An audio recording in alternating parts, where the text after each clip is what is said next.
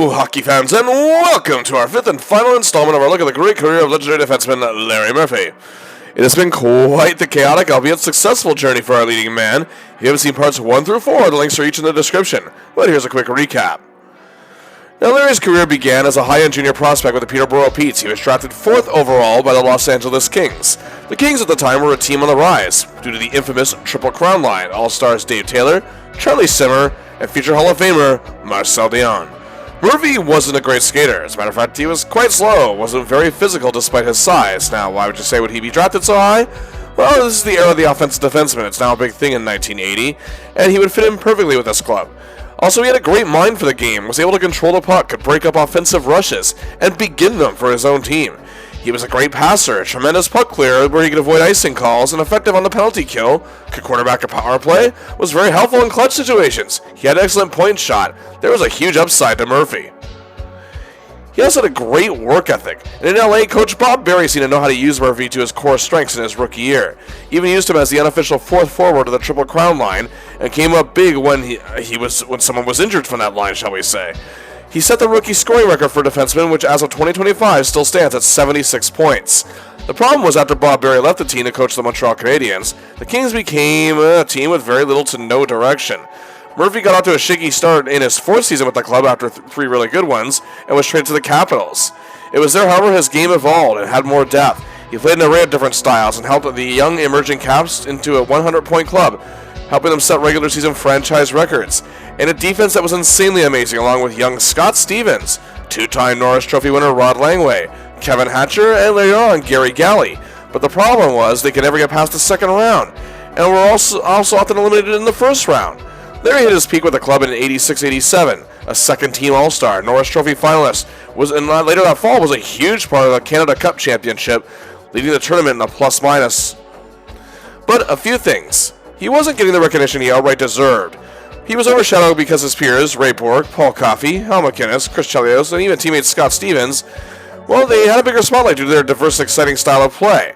And also another problem was that Murphy hit his ceiling, and Coach Brian Murray, while a great help to Larry in his career, always was changing his role more often than not, and this seemed to hinder his progress and never evolving past a certain point, even as good as he was. Cavs fans started to turn on Larry by 1989. He was traded to the Minnesota North Stars that year, where he still played very well, but that team was even more directionless than any other he played for, and his defensive partners were nowhere near the caliber of what he had in Washington. For the 1990-91 season, however, he was still playing good enough that he caught the eye of Penguins general manager Craig Patrick and their head coach, Badger Bob Johnson. He indeed was traded to the Pens and thrived as Coach Johnson seemed to understand Murphy's strengths better than almost anyone that ever coached him. And he still used him offensively to contribute to the big stars such as Kevin Stevens, Mark Recchi, John Cullen, Ron Francis, Joe Mullen, and defensive partner Paul Coffey, and the biggest star of all, Mario Lemieux. But Murphy's play in the 91 playoffs was him hitting a whole new level of play by his 11th season, and using every bit of strength he had right down to the very core.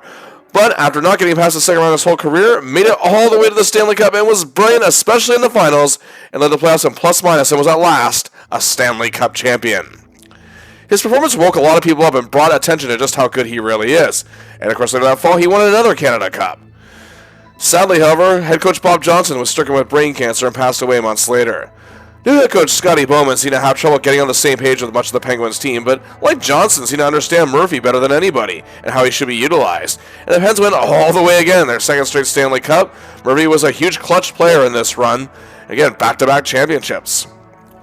In 1992-93, the Pens had a historic season. They were the best team in the NHL record-wise, winning the President's Trophy, and set an NHL record with a 17-game winning streak, which coincided with Lemieux's comeback from his own cancer diagnosis. Murphy was a huge piece of the puzzle of how that team kept it together, and then surged on when Mario came back, being a big contributor to his huge numbers. He had a career year, was a second-team All-Star, was a finalist for the Norris Trophy. The Penguins weren't able to return to the final, however, but as Larry's tenure there continued, the team was still a prominent contender. But after the strike-shortened 1995 season, where Larry was a second-team All-Star again, got votes for the Norris Trophy for a fourth straight year, due to budgetary reasons, the Pens had to part with him. So Larry was traded to the Toronto Maple Leafs, the team he grew up loving, a dream come true, or so we thought. The dream turned into an outright nightmare. Even before he played a single game, his lucrative contract worth over $7 million over 3 years was balked at by the media. Even some fans didn't like it. But again, because he flew under the radar of his peers, they didn't really know how good he was. The problem was with the Leafs, as good as they were in 93 and 94, the cracks were beginning to show in 95. It was about to spill over for the 95-96 season. Murphy, despite what many had said, played quite well, despite fans booing him, the venomous TO sports media targeting him, as the team just went hot and very cold at times. Murphy played terribly indeed during 2 bad winless streaks his first year there, but had great chemistry with Kenny Janssen, who was later traded due to the Leafs' unhealthy obsession with Wendell Clark. But many other players were terrible on these streaks as well, and didn't even receive half the flack that Larry did from either fans or the media. Also, Pat Burns, the head coach who turned the Leafs around, was fired during the season. But Murphy came alive at the end with new coach Nick Beverly. In the playoffs, well, Larry was indeed awful, and for once actually did deserve the flack. But yet the Toronto sports media still took it to unnecessary levels, and so did the fans. They were even worse. It began a trend that Leaf fans and media have practiced to this day. Let's blame the all-star defenseman. Murphy was the whipping boy once again, even going into the 96-97 season, taking even more flack. He was playing the best he could in this pathetic team. By March, the Leafs were in 12th place, second to last in the Western Conference, and it was clear that even the media was starting to see it, even if the fans weren't necessarily, that Murphy wasn't the problem. It was a much bigger issue on the grand scope of things. For one reason, new head coach Mike Murphy had no idea what he was doing. GM Cliff Fletcher, who, hey, is no doubt one of the greatest general managers in NHL history, but losing his marbles and making bad decisions, and other players simply weren't getting the job done either. The crazy thing is, in the handful of games in March, Murphy perhaps played the best he had in Toronto. But by the time the March 18th deadline arrived, it was over. Larry's old head coach, Scotty Bowman, who also shared general manager duties in Detroit, made the call, bringing Murphy to the Red Wings. And now, a backstory. Okay, like the Leafs, I can't thoroughly go over the entire history of this original six club, but here's an attempt. The Wings entered the NHL in 1926, and by 1932, they adopted the Red Wings name. They won their first Stanley Cup in 1935-36. And by 1954-55, they had won a total of 7, third best behind the Leafs and Habs, as 4 of those cups came in the 1950s, and the production line took shape with Sid Abel, terrible Ted Lindsay, and of course Mr. Hockey himself, elbows up, Gordie Howe. Star defenseman Red Kelly was also on this club, and sensational goaltender Terry Sawchuk was a marvel to watch. And even after Abel left in 1952, a young rising star by the name of Alex Delvecchio was starting to turn heads. In 1955, the Wings won their 7th cup, beating the Habs in a thrilling 7-game series. And to date, as of this video, and where we are, it would be the last, because things changed drastically. Sawchuk went to the Bruins, but they had a rookie future Hall of Fame goaltender, Glenn Hall, but even he eventually went to the Blackhawks. Ted Lindsay, due to an underhanded NHL politic move, was sent to Chicago. Gordie, Alex, youngster Norm Ullman, and Red Kelly still kept the Red Wings going. By 1960, however, the Red Wings had, lost Red Kelly, and he'd gone to the Leafs. Sawchuk returned, and between 1955-56 season and the 1965-66 season, the Red Wings still made the final 5 times. But even with the smart Sid Abel coaching them, the team could never get past the dominance of the Leafs, or for that matter, the Habs, and even in one case, Chicago. They were no longer a basement club. But things were getting bad in Detroit by the late 1960s. Sid Abel, who was also the GM, had lost control of his team, was making terrible decisions, but did make a huge trade, parting with Norm Ullman to the Leafs and acquiring superstar left winger Frank Mahovlich. And things were looking up in Detroit. They made the playoffs after a great year in 1969-70, and they could build on that. But then they decided to hire a general manager named Ned Darkness Harkness, and they call him Darkness because he cast a shadow over the Wings that caused years of damage. Even if he was only there for 4 seasons, it went beyond that.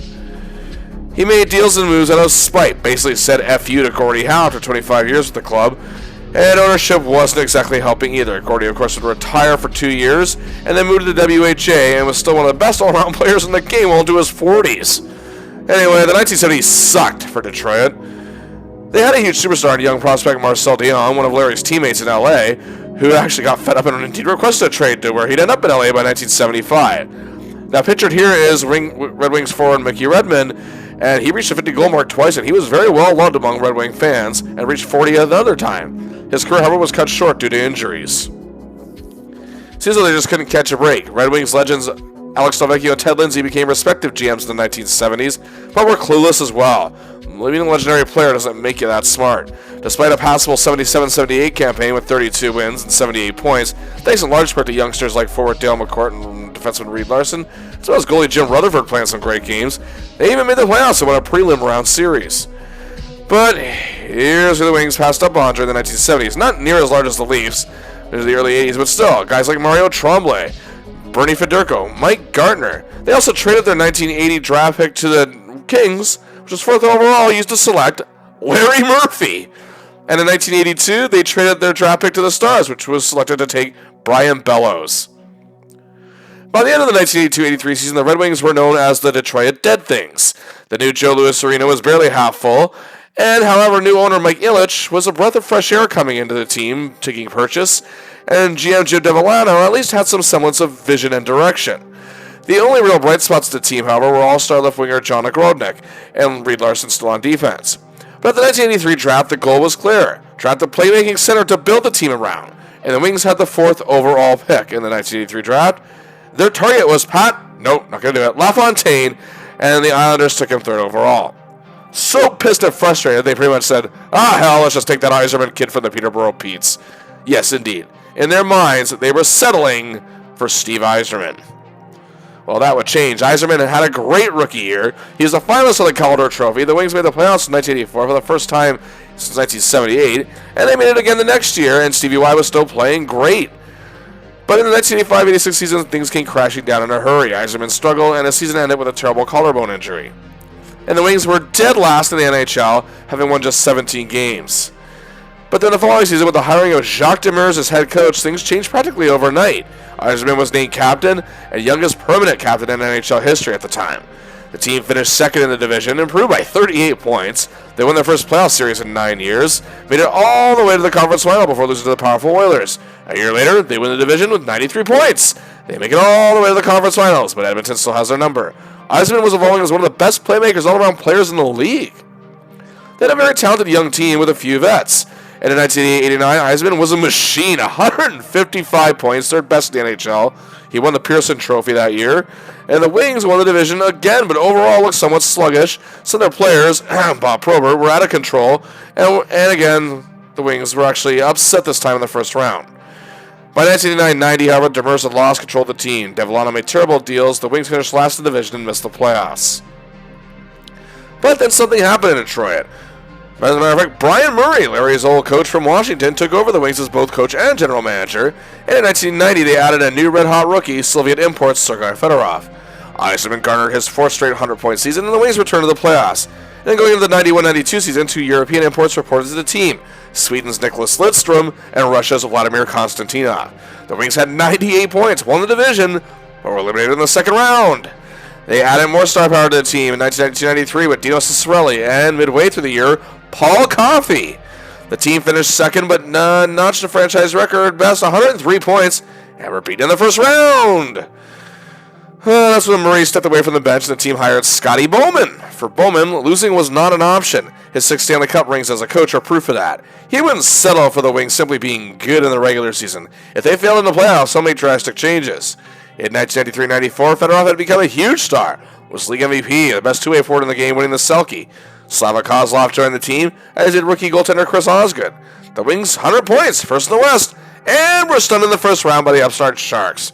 Murray had stepped away as general manager after this season. Bowman and DeVolano oversaw those duties, but as good as the Wings were, good is not enough. Into the strike-short 1994-95 season, they made grinder Chris Draper a full-time roster member, putting him with Darren McCarty. Added defenseman Bob Rouse. Veteran Bob Airy, who was Larry's teammate in Pittsburgh, also was a huge grab. And a Russian icon joined the team, defenseman Slava Fetisov. And veteran goaltender, Flames All-Star Mike Vernon had arrived. They had the league's best record, made it to their first Cup final since 1966, but were stunned by the Devils and swept out in 4 straight. More changes. Bowman was not happy. Championship or nothing. That's how his mentality was.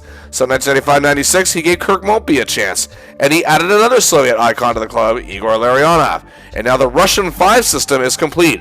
Fedorov, Larionov, Kozlov, Fetisov, and Konstantinov. These guys were just outright insanely good together. Their style and strategy was smoother than clockwork, and Bowman, who had always been captivated by the European game, especially in Russia, made it work in the NHL. Their dominance plus solid goaltending plus great production from Lidstrom, Coffey, and Yzerman still a cut above. They set an NHL record in 95-96, 62 wins, previously held by the 76-77 Habs, who were coached by Scotty Bowman. So they had the best record in the league, of course. Yeah, a little more difficulty than they bargained for with the Jets in the first round beating them in 6 games. The Blues took them to double overtime in Game 7 in the second round. And the Colorado Avalanche, who are a very good team, however, it's still considered an upset when they beat them in 6 games, where the Wings were just left spinning their wheels.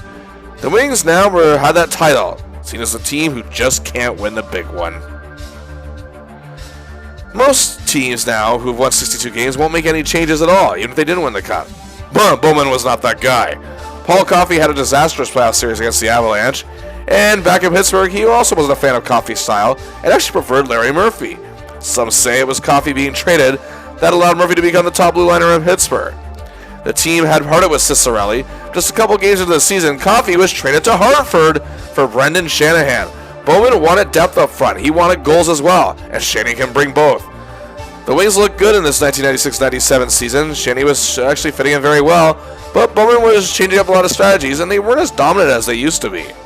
As the season wore on, even though the Red Wings were sitting nicely in third place, Bowman knew the playoffs were going to be difficult, and he felt his defense was missing a little something. That's why on March 18th, he acquired Larry Murphy, who knows can get it done in the playoffs. So here we are. Murphy, after leaving the circus that is Toronto, is now Detroit Red Wing. The Wings are 33, 21, and 15 when he joined them, and their playoff spot was more or less secured. But can he make a difference in the Motor City? His debut with the Red Wings would be on March 19th, 1997, a day after the trade, as they hosted a really bad and pretty banged up Boston Bruins team who didn't even have Ray Borg here. Murphy got a very welcoming reception from the fans at Joe Louis Arena, sporting the familiar number 55, and Bowman felt he should be paired with number 5, Nicholas Lidstrom. The two were working very well together early on, but the Bruins led 1-0 after 1. It was clear Bowman wanted to utilize Murphy's defensive prowess more than anything. He seemed to get that out of him better than most coaches did. Then 5-11 into the second period, on a power play, goalie Kevin Hodgson leaves the puck for Lidstrom, who sends it to Murphy, who launches a shot. He scores! His 8th goal of the year, 254th of his career, first as a Red Wing. The game is tied. The Wings going to win 4-1. He's fitting in very well early on. The Wings, however, would then drop back-to-back games against the Rangers and the Blackhawks on the road, but Murphy played decently, especially in the latter. Then came a very historic game in Red Wings history, to say the least, as they hosted the Colorado Avalanche on March 26th. Oh boy, at Joe Louis Arena, and the atmosphere was already tense before the puck was dropped.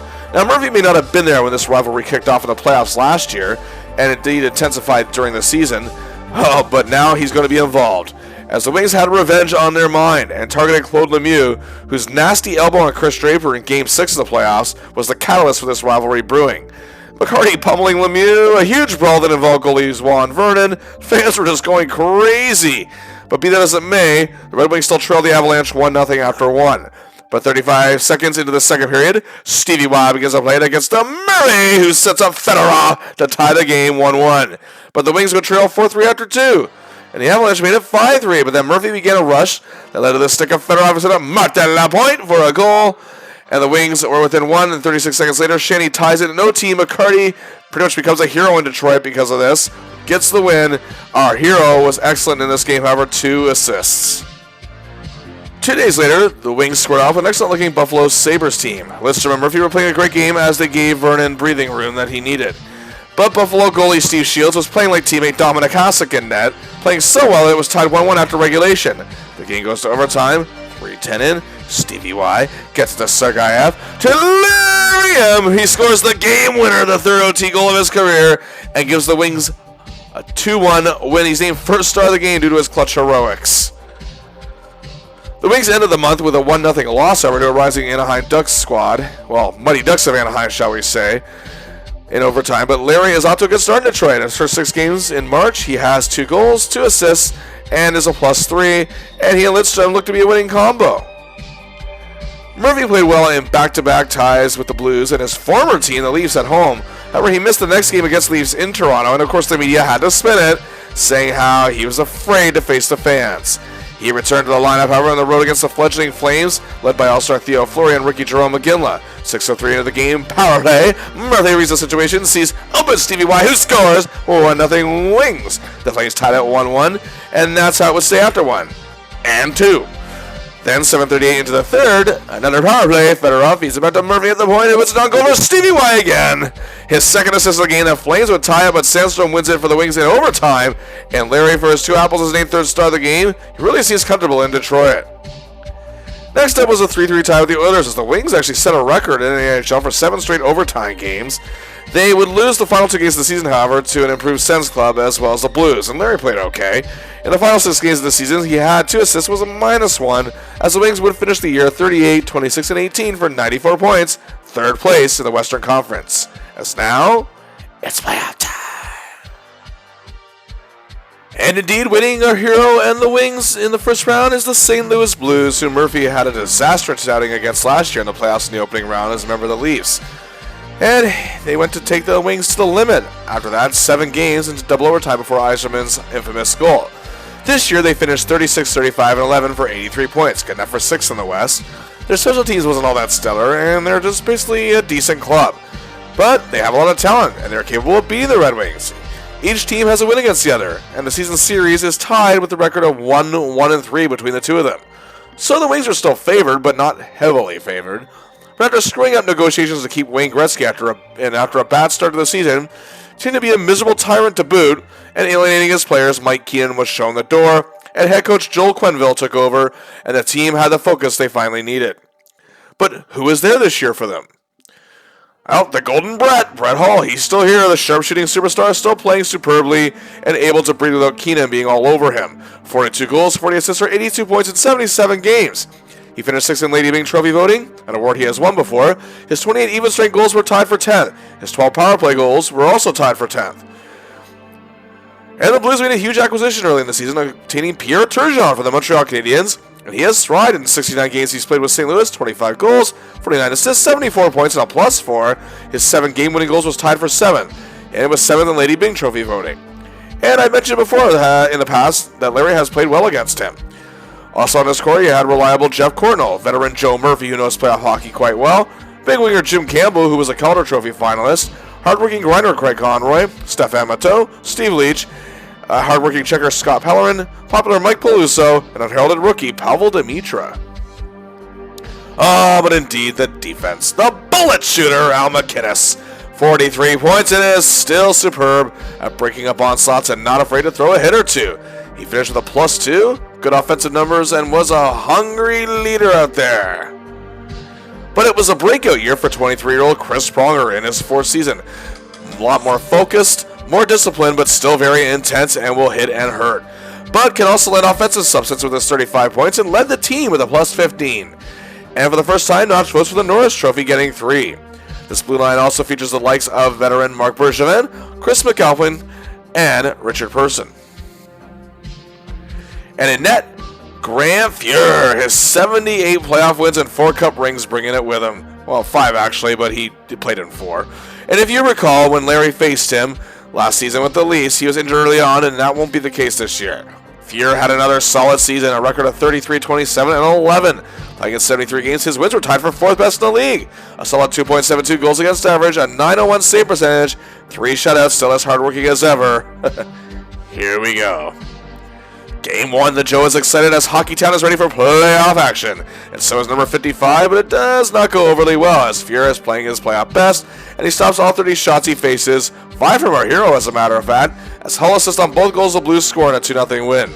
Not a great game for Larry, but nobody's panicking. Game 2, Fuhr is again on fire in net. The Blues lead 1-0 after 1 and 2. Murphy was playing great, constantly in Turgeon's way, and if you didn't get to him, Lidstrom did. They were even managing not to let Hull get open, but they were still losing. And still, Chris Draper's shorthander tied it. Then 3:04 later, Lariano begins a play that leaves the stick at La Pointe. Then Larry Murray, he scores! And the Wings lead 2-1 as the Joe erupts. Vernon holds them in, and the Wings take Game 2. Tying the series 1-1, Larry names second star of the game, scoring the game winner.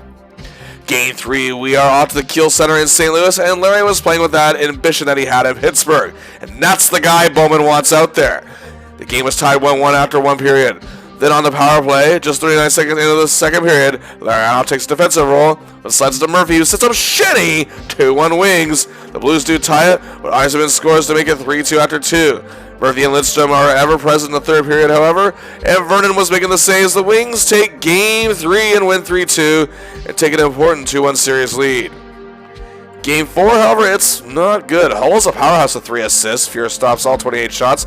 Blues won 4-0. Murphy is sluggish, but not terrible. Partner Lidstrom takes more flack for this loss, as a matter of fact, with some bad plays. The series is tied 2-2. Game 5, however, back in the Motor City. Momentum on the line. Larry isn't taking his eyes off the puck or off Turgeon, and the game is tied 1-1 after 1. The Wings took a 2-1 lead in the second, and then Murphy clears the puck out to Draper, who sits on McCarty. 3-1 Wings, and they lead 4-2 after 2. Then 6:32 into the third period. Power play. Shanny. Stevie can't find a spot, so it's back to Larry. He shoots and scores. 5-2 Wings, and that's how it would stay. The Wings take the important 3-2 series lead and are 1 win away from moving on. A huge game for Murphy in Game 6 in St. Louis. Their fans still have faith, however. The game is tied 1-1 after 1. Just 1:07 into the second. Power play. Murphy steers, gives the wheel to Lidstrom, and sets up Shinny. 2-1 Wings. It stays that way after 2. Murphy's getting everywhere he needs to be as the Wings cling to the lead, and Maltby makes it 3-1. And the Red Wings take it in 6 games for Larry Murphy, the 15th playoff series win of his career, and what a series he has. Again, the complete opposite of last season. 2 goals, a big game winner, 3 assists, 5 points, and a +1 in all 6 games. Was a master on the power play. He and Lidstrom's system was a headache for Turgeon to deal with. And what awaits the Wings and our hero next? And winning the Wings was the NHL's new kids on the block in this Western Conference semifinal, the Mighty Ducks of Anaheim. This is their first playoff appearance after finishing the season with a record of 36, 33, and 13 for 85 points. 4th in the West, and they beat the Phoenix Coyotes in an exciting 7-game series to get here. Head coach Ron Wilson has been with this team since the very beginning 4 seasons ago and helped them grow and mature and become a prominent team. The Ducks had a very good power play but a pretty bad penalty kill, which the Wings could take apart. But their offense was potent and they had a good defensive system. But here's the thing, an upset here is probable, and why do you ask? The Wings lost the season series to the Ducks with a record of 0-3-1. They didn't even beat them once. And many experts and pundits have pointed this out. And the Ducks, well, had, if arguably the best, then unarguably the most exciting 1-2 punch in the league. First, Hall Correa, 22 years old, fast, dynamic, heart, soul, ambition, truly a cut above in his skills. In his 3rd season, 44 goals, 55 assists for 99 points, despite missing 13 games. 3rd in league scoring, his +36 tied for 6th best. His 15 power play goals tied for 3rd. He led the whole league with 10 game-winning goals, 7th in total goals on ice for with 133, tied for 10th in power play goals on ice for, tied for 3rd in offensive point shares with a 10.6. First team All-Star for a 2nd time, won the Lady Byng Trophy for Excellence in Sportsmanship for the 2nd straight year, and was also a finalist for the Hart Trophy, coming in 2nd. Oh, what a year. You're probably thinking it don't get much better than that. Well, on the opposite wing, Teemu Selanne.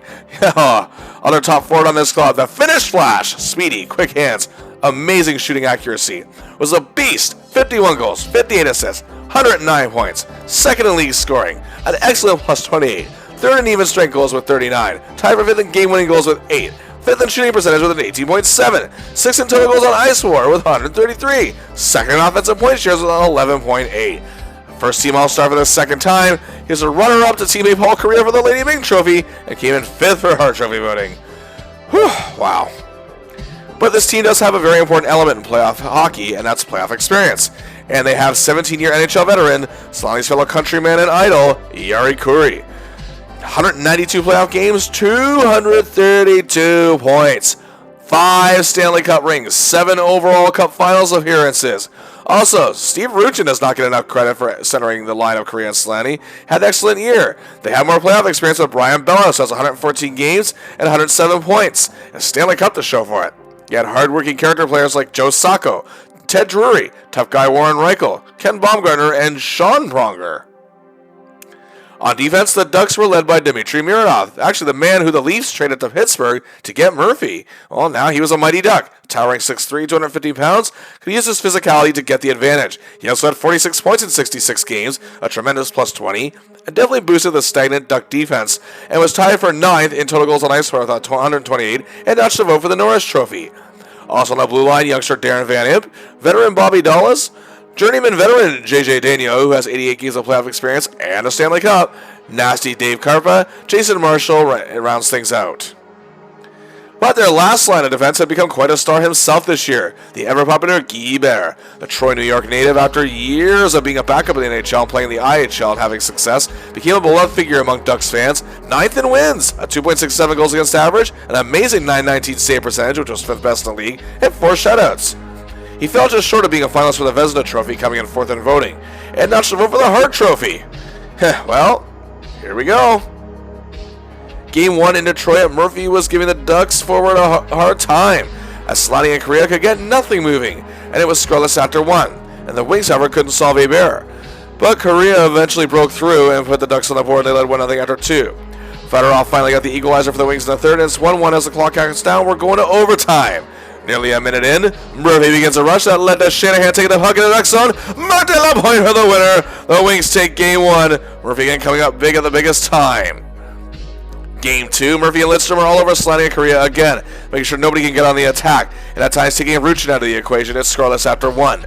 Eiserman makes it 1-0, and it stays that way after 2 as our hero sticks to his strategy. The Ducks tie up, but the Wings respond, but Solani finally breaks through and ties it with 3:07 left. We're off to OT again.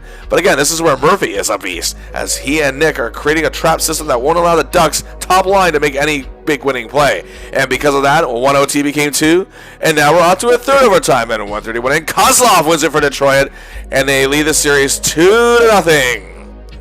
We shift to the Duck Pond in Anaheim for Game 3. Their fans are excited, but they've lost a bear for this series. And the Ducks' top 2 punch scored 2 goals, 50 seconds apart, 2-0, and the Wings, however, cut the deficit to 2-1 after 1. The game was tied 3-3. Larry playing well, but not as effective as he was the first 2 games. But 3:34 into the third period, Murphy sends it to Fedorov on goal to make it 4-3. And the Wings scoring it 24 seconds later to make it 5-3, and that's how it stays. The Red Wings take a commanding 3-0 series leader on the verge of committing a sweep. Game 4, however, the Ducks are not quitters. It's tied 1-1 after 1, and Murphy is again playing well, containing the top guns for the Ducks lead 2-1 after 2. Lidstrom ties it in the third. It's 2-2. We're off to overtime again. And again, Murphy creates a frustrating scenario for the Ducks. As 1 OT ends, we had no winner. And with 2:57 left in double overtime, Shanny sends the Wings forward, and the sweep is complete. And Murphy, again, excellent. 2 assists, both on game winners. It was an amazing +4. And the way he helped contain Slotty in this series, who was held to just 2 goals and nothing else, literally, was superb. Larry's actual defensive play is underrated throughout his career, but this might be the best actual defensive play of his career, and is still key in the clutch, especially with the way he worked in overtime in all of these games. Well, for the 3rd straight year, the Wings are off to the conference final. And for Larry, his first conference final appearance since 1992. And here we go. The rematch everyone wanted to see. As awaiting the Wings in the Western Conference Final, their new hated rivals, the defending Stanley Cup champion, Colorado Avalanche. Indeed, the upset the Avs committed last year against the Wings in 6 games still fresh in their mind, as their dream season ended at the hands of this club. The clothing you hit on Draper, still in their minds. The March 26th revenge game was sweet, but it's not enough, it's still on their minds. The year, however, has the Avs favored, as they finished 49-24-9, 107 points, the NHL's best record. They scored the 2nd most goals in the league, giving up the 5th least. Their power play, 3rd best. Penalty kills, 2nd best. Head coach Mark Crawford has not allowed this team to lose focus. The Wings lost the season series 1-3-0, but again, that one win was that March 26th game. The Avs had a little difficulty, however, with Chicago in the opening round, beating them in 6. They took an upstart Edmonton in 5. But just how dangerous is this team? I'll show you. The man leading the way is Burnaby Joe. The great Joe Sakic, 22 goals, 52 assists for 74 points in 65 games. Missing 17 due to injury was still amazing. An incredible playmaker with an insane wrist shot. The way Sakic has adjusted to the trap era is a testament to his skills. He was tied for 7th in Lady Byng Trophy voting and came in 14th for Hart Trophy voting. He's also 4th in power play goals on ice for with 58. But the superstar of the year for the Avs was Peter Forsberg. 28 goals, 58 assists, 86 points, leading the team, and also only played in 65 games, missing 17. An incredible plus 31, tied for 10th best in the league. Forsberg was also a tremendous penalty killer. Not only did he score 4 shorthanded goals, it was tied for 5th best, but he was tremendous as a face-off man. Had strength, could fight for the puck, worked the boards. It was proven this further with his coming in 2nd in Selke Trophy voting as the league's top defensive forward. And Adam Deadmarsh, again, a man who doesn't get enough recognition despite his short career. A clutch scorer with a gritty work ethic, had a career year leading the Avs with 33 goals, adding 27 assists for 60 points, and was a solid +8, wasn't afraid to get nasty if he had to. Also, Valeri Kamensky had a great year. Mike Ricci provides leadership and aggression, and yes, Claude Lemieux is here. He has 19 points in 11 games in these playoffs, had a career total of 18 game winners with him coming into this series.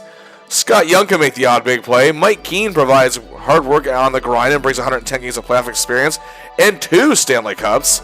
Steph Aniel and Eric Lacroix provide great checking work, while Rennie Corbet will score off against anyone on the boards. On the defense, the man known as Ozo, Sandy Zozelinch, had a career year. A tremendous playmaking defenseman with amazing vision, expert power play skater, and 23 goals, 45 assists for 68 points, and played in all but 2 games. 2nd amongst defensemen in scoring. His 13 power play goals were tied for 7th. He was 1st in power play goals on ice for with 69, 8th in total goals on ice for with 132. Then all this made him a finalist for the Norris Trophy for the first time, coming in 3rd, and was a first-team All-Star for the very first time. Joining him on the blue line core, Adam Foote, whose game continues to evolve and be more and more of a value to the Avalanche. Veteran Alexei Guzarov continues to shine in Denver.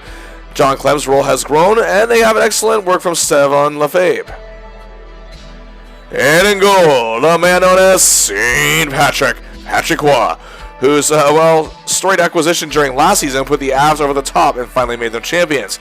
This butterfly-style expert had an incredible record of 38, 15, and 7. His win total was the league best. His 2.32 goals against average was 7th. His 923 save percentage was 4th. His 7 shutouts were tied for 2nd. He's a finalist for the Vezina Trophy, an award he's been a finalist for many times and won 3 times, coming in 3rd. And he came in 8th for Hart Trophy voting. But above all else, 94 career playoff wins going into this series, the most in NHL history, and count it up, 1, 2, 3 Stanley Cup rings. Murphy, however, during his career, even though this is their first playoff beating, has historically played well against Waugh. Let's see what happens. Game 1 in Denver, Waugh is a wall, but Murphy and the defense, as well as the Wings grinders, are keeping the Avs at bay and giving Vernon the breathing room. And as a result, it was scoreless not just after 1, but after 2 periods. Shanny finally got the Wings on the board, but goals from Ricci and Sakic followed. Waugh bars the door. The Avs take the first game. Larry still played pretty well here. Game 2, it looks bad. The Avs took a 2-0 lead late in the second, but the Wings on the board 42 seconds later and trailed 2-1 after 2. Murphy and Lidstrom brought their A-game in the third, however, not allowing the Avs to garner momentum. And as a result, Fedorov, Eisenman, and McCarty respawn and put the Wings up 4-2, and they win by that margin. A huge momentum shifter as the series is tied 1-1, heading to Detroit. Game 3, and oh man, is Hockey Town ever ready for this one? The Wings strike just 112 in, sending their fans into a frenzy. And once again, Murphy is huge in this game in the Wings' defensive strategy, and they're taking out Forsberg into the equation. However, Sakic does tie it, and it's 1-1 after 2. The Wings and our hero don't lose focus and restrict a great deal of Forsberg plays. And 8:20 into the third, Kozlov scores the second of the game. The Wings lead 2-1, and Vernon holds them in. The Wings take it 2-1 and lead the series by the same margin. Murphy really on his defensive game here. Game 4, the tension grows for the combined 236 penalty minutes, 3 brawls. Yeah, typical night for these two. But on the score sheet, the Wings lead 2-0 after 1, thanks to a pair of Larionov goals. And in the second, Murphy sends in the puck for Fedorov, who sets up Kozlov to make it 3-0. Larry gets his first helper of the series. It's 3-0 Wings. Murphy frustrates Forsberg again, as does the grind line. And Sakic is also handcuffed. The Wings make an emphatic statement in this one, 6-0. A 3-1 series lead. Our hero is 1 win away for going back to the Stanley Cup. Game 5 in Denver, but this time it's the Avs' turn to accumulate the wings as Detroit drops a 6-0 decision. Sakic 3 points and Wass 32 saves keep them in this series. Pretty rough night for Larry, probably the roughest of his playoffs. Game 6, however, the fans in Detroit have a feeling this is it. And Murphy is playing with every bit of his heart and soul that will allow. And because of that, Colorado's Top Guns are disarmed and it's scoreless after 1. But they then take a 1-0 lead. Fedorov makes it 2-0. But the Avs keep their hopes alive, however, with 5:12 remaining. Here we go. Time is winding down. Larry's making damn sure the Avs don't get the equalizer. 1 minute left to play. And with 30 seconds left, Shanny gets the empty netter. 3-1 wings. Here we go. 10 seconds. Count it down, Detroit. 5, 4, 3, 2, 1, 0. The Detroit Red Wings are going to the Stanley Cup for the second time in 3 seasons. Larry Murphy for the first time since 1992 looks ahead to achieve the trifecta championship. What a series. These numbers don't tell the full story. With an assist, it's still a good +1. The work with Lidstrom to help shut Forsberg down, while with just an assist and a -2, and also giving Sakic some headaches, speaks volumes of their contribution to this club. What a postseason he is having. And now, that silver medal that already graces his name twice is once again within reach.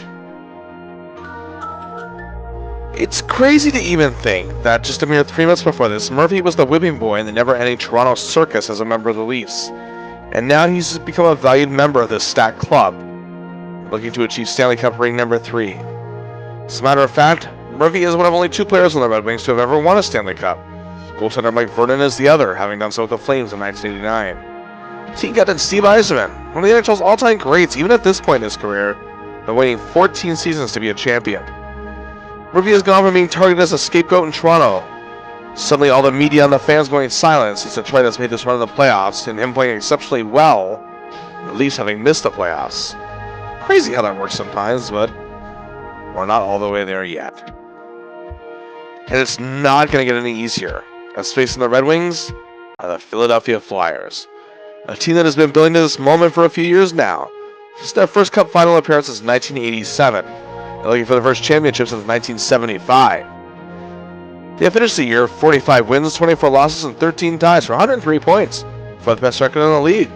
Despite not having a strong power play, their penalty kill was superb. They scored the 3rd most goals in the league, at the 8th least goals. General manager Bobby Clark had built a contender. Head coach Terry Murray had his soldiers in command throughout the playoffs. They eliminated Mario and the Penguins, Larry's former team, in 5 games. They beat the Hasek-less Sabres in 5. And to win the East, they beat Gretzky, Messier, and the Rangers in 5. In what would be the last playoff series for those 2 legends. The Wings didn't lose to the Flyers in the 2 meetings they had this year. They went 1-0-1. And you can't talk about the Flyers without talking about the Legion of Doom line. Led by the Big E, Eric Lindros. Gretzky was deemed the Great One. Mario was deemed the Magnificent One. Lindros was supposed to be the next one. And he took those 2 out of these playoffs. And many felt the passing of the torch would soon be complete. Speaking of complete, Lindros was seen as the most complete player in the league. He had tremendous size, which he used to his advantage. He liked to hit. He had crazy speed and agility for someone of his physical stature, a smooth skater, a precise passer, a scary wrist shot. He could win faceoffs, backcheck, forecheck, nothing he couldn't do. He did, however, miss 30 games this year, but in the 52 he played, he had 32 goals, 47 assists for 79 points, and a +31, tied for 10th. He came in 9th for Hart Trophy voting, 15th for the Selke, and he's going to force these playoffs. 23 points in 15 games. But the man who really took charge this year was all-star left winger John LeClair. Very dangerous, notching 50 goals. 3rd best in the league this year, added 47 assists for 97 points, which was tied for 4th best in the league. His +44 was the league best. 40 goals on even strength was 2nd best. He was 3rd in the league with 153 goals on ice for, and 3rd on offensive point shares with 10.6, and was 6th in Hart Trophy voting. His skills on the defensive side of things were also key in the Flyers' success, and was 12th in Selke Trophy voting. He was a 2nd-team All-Star for the 2nd straight year, and is delivering in these playoffs with 18 points in 15 games.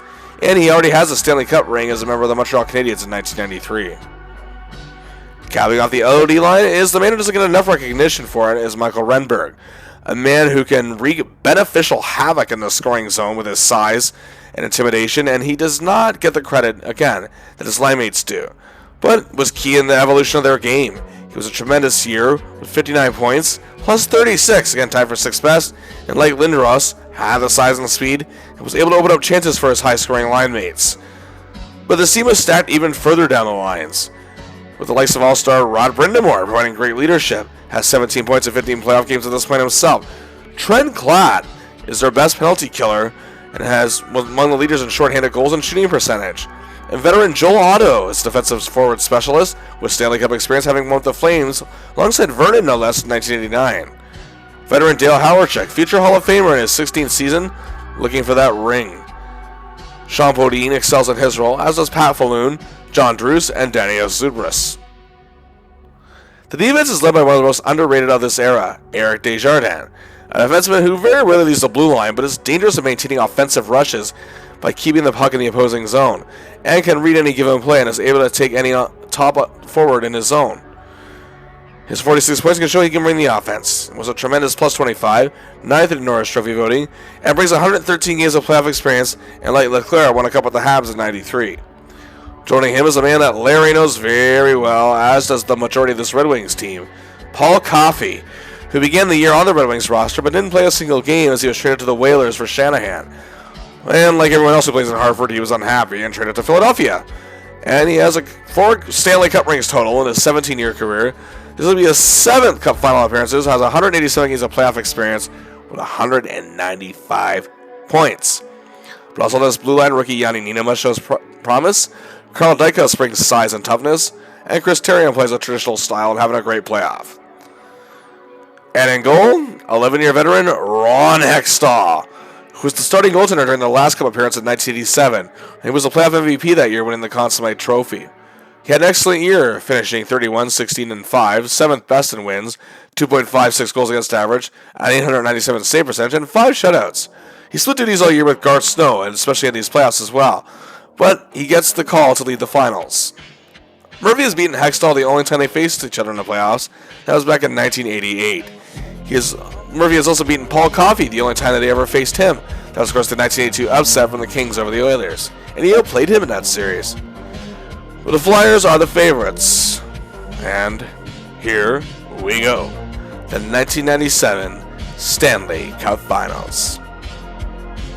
Game 1. The Core State Center in Philadelphia. The Flyers faithful has cup fever.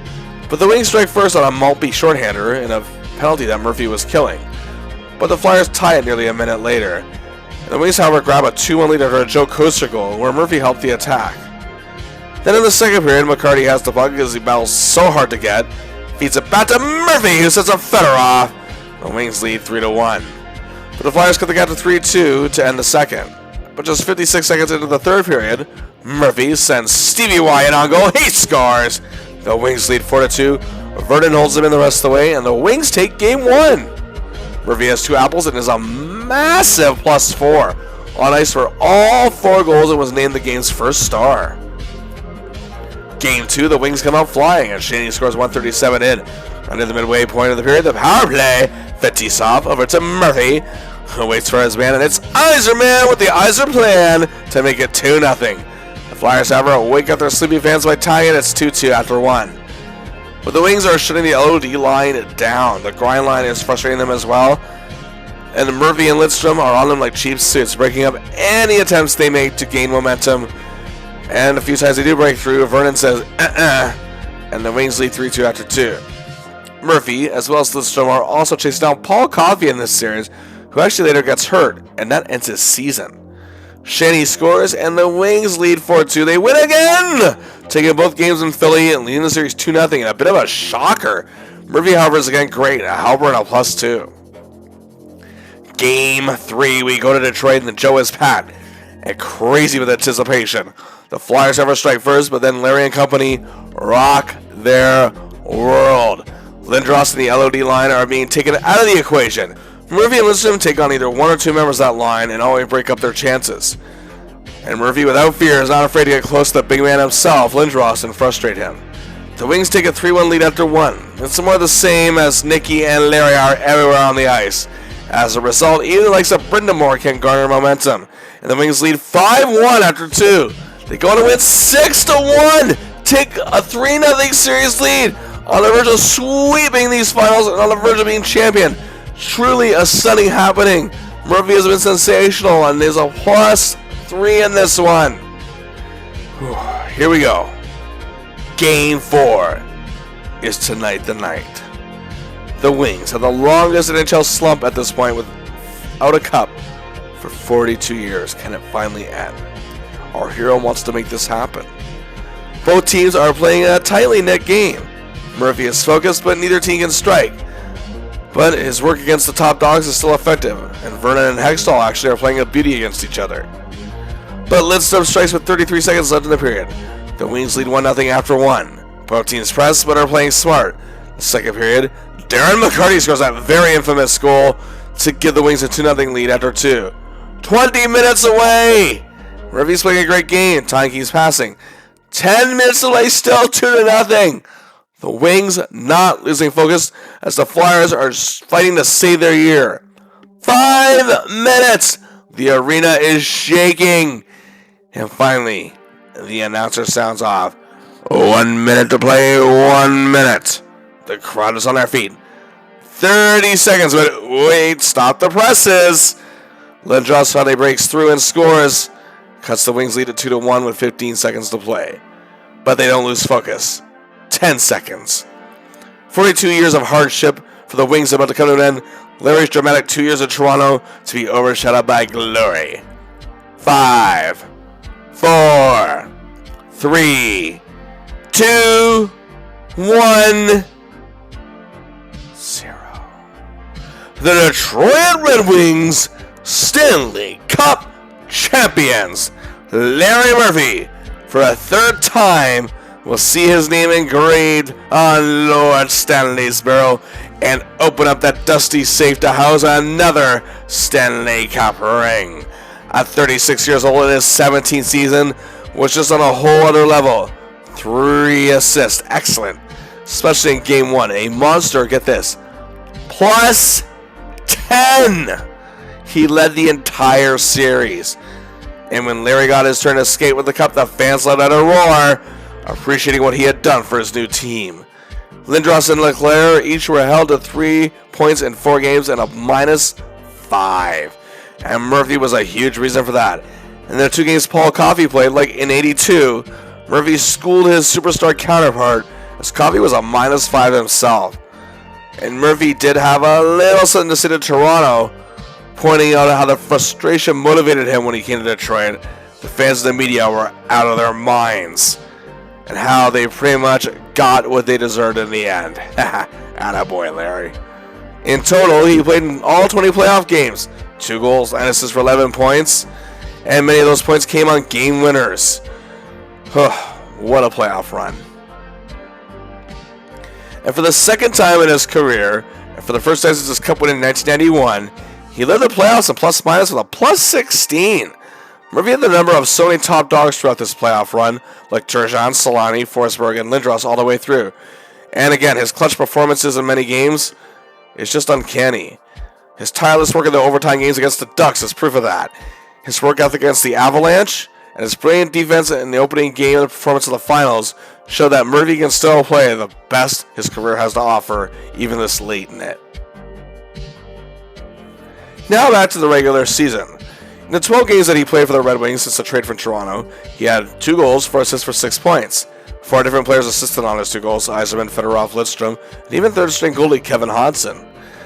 But the big stars, Yzerman received 2 helpers from Larry, and Fedorov and Murphy collaborated with for 2 assists. Either way, it didn't take long for Larry to click with the Wings.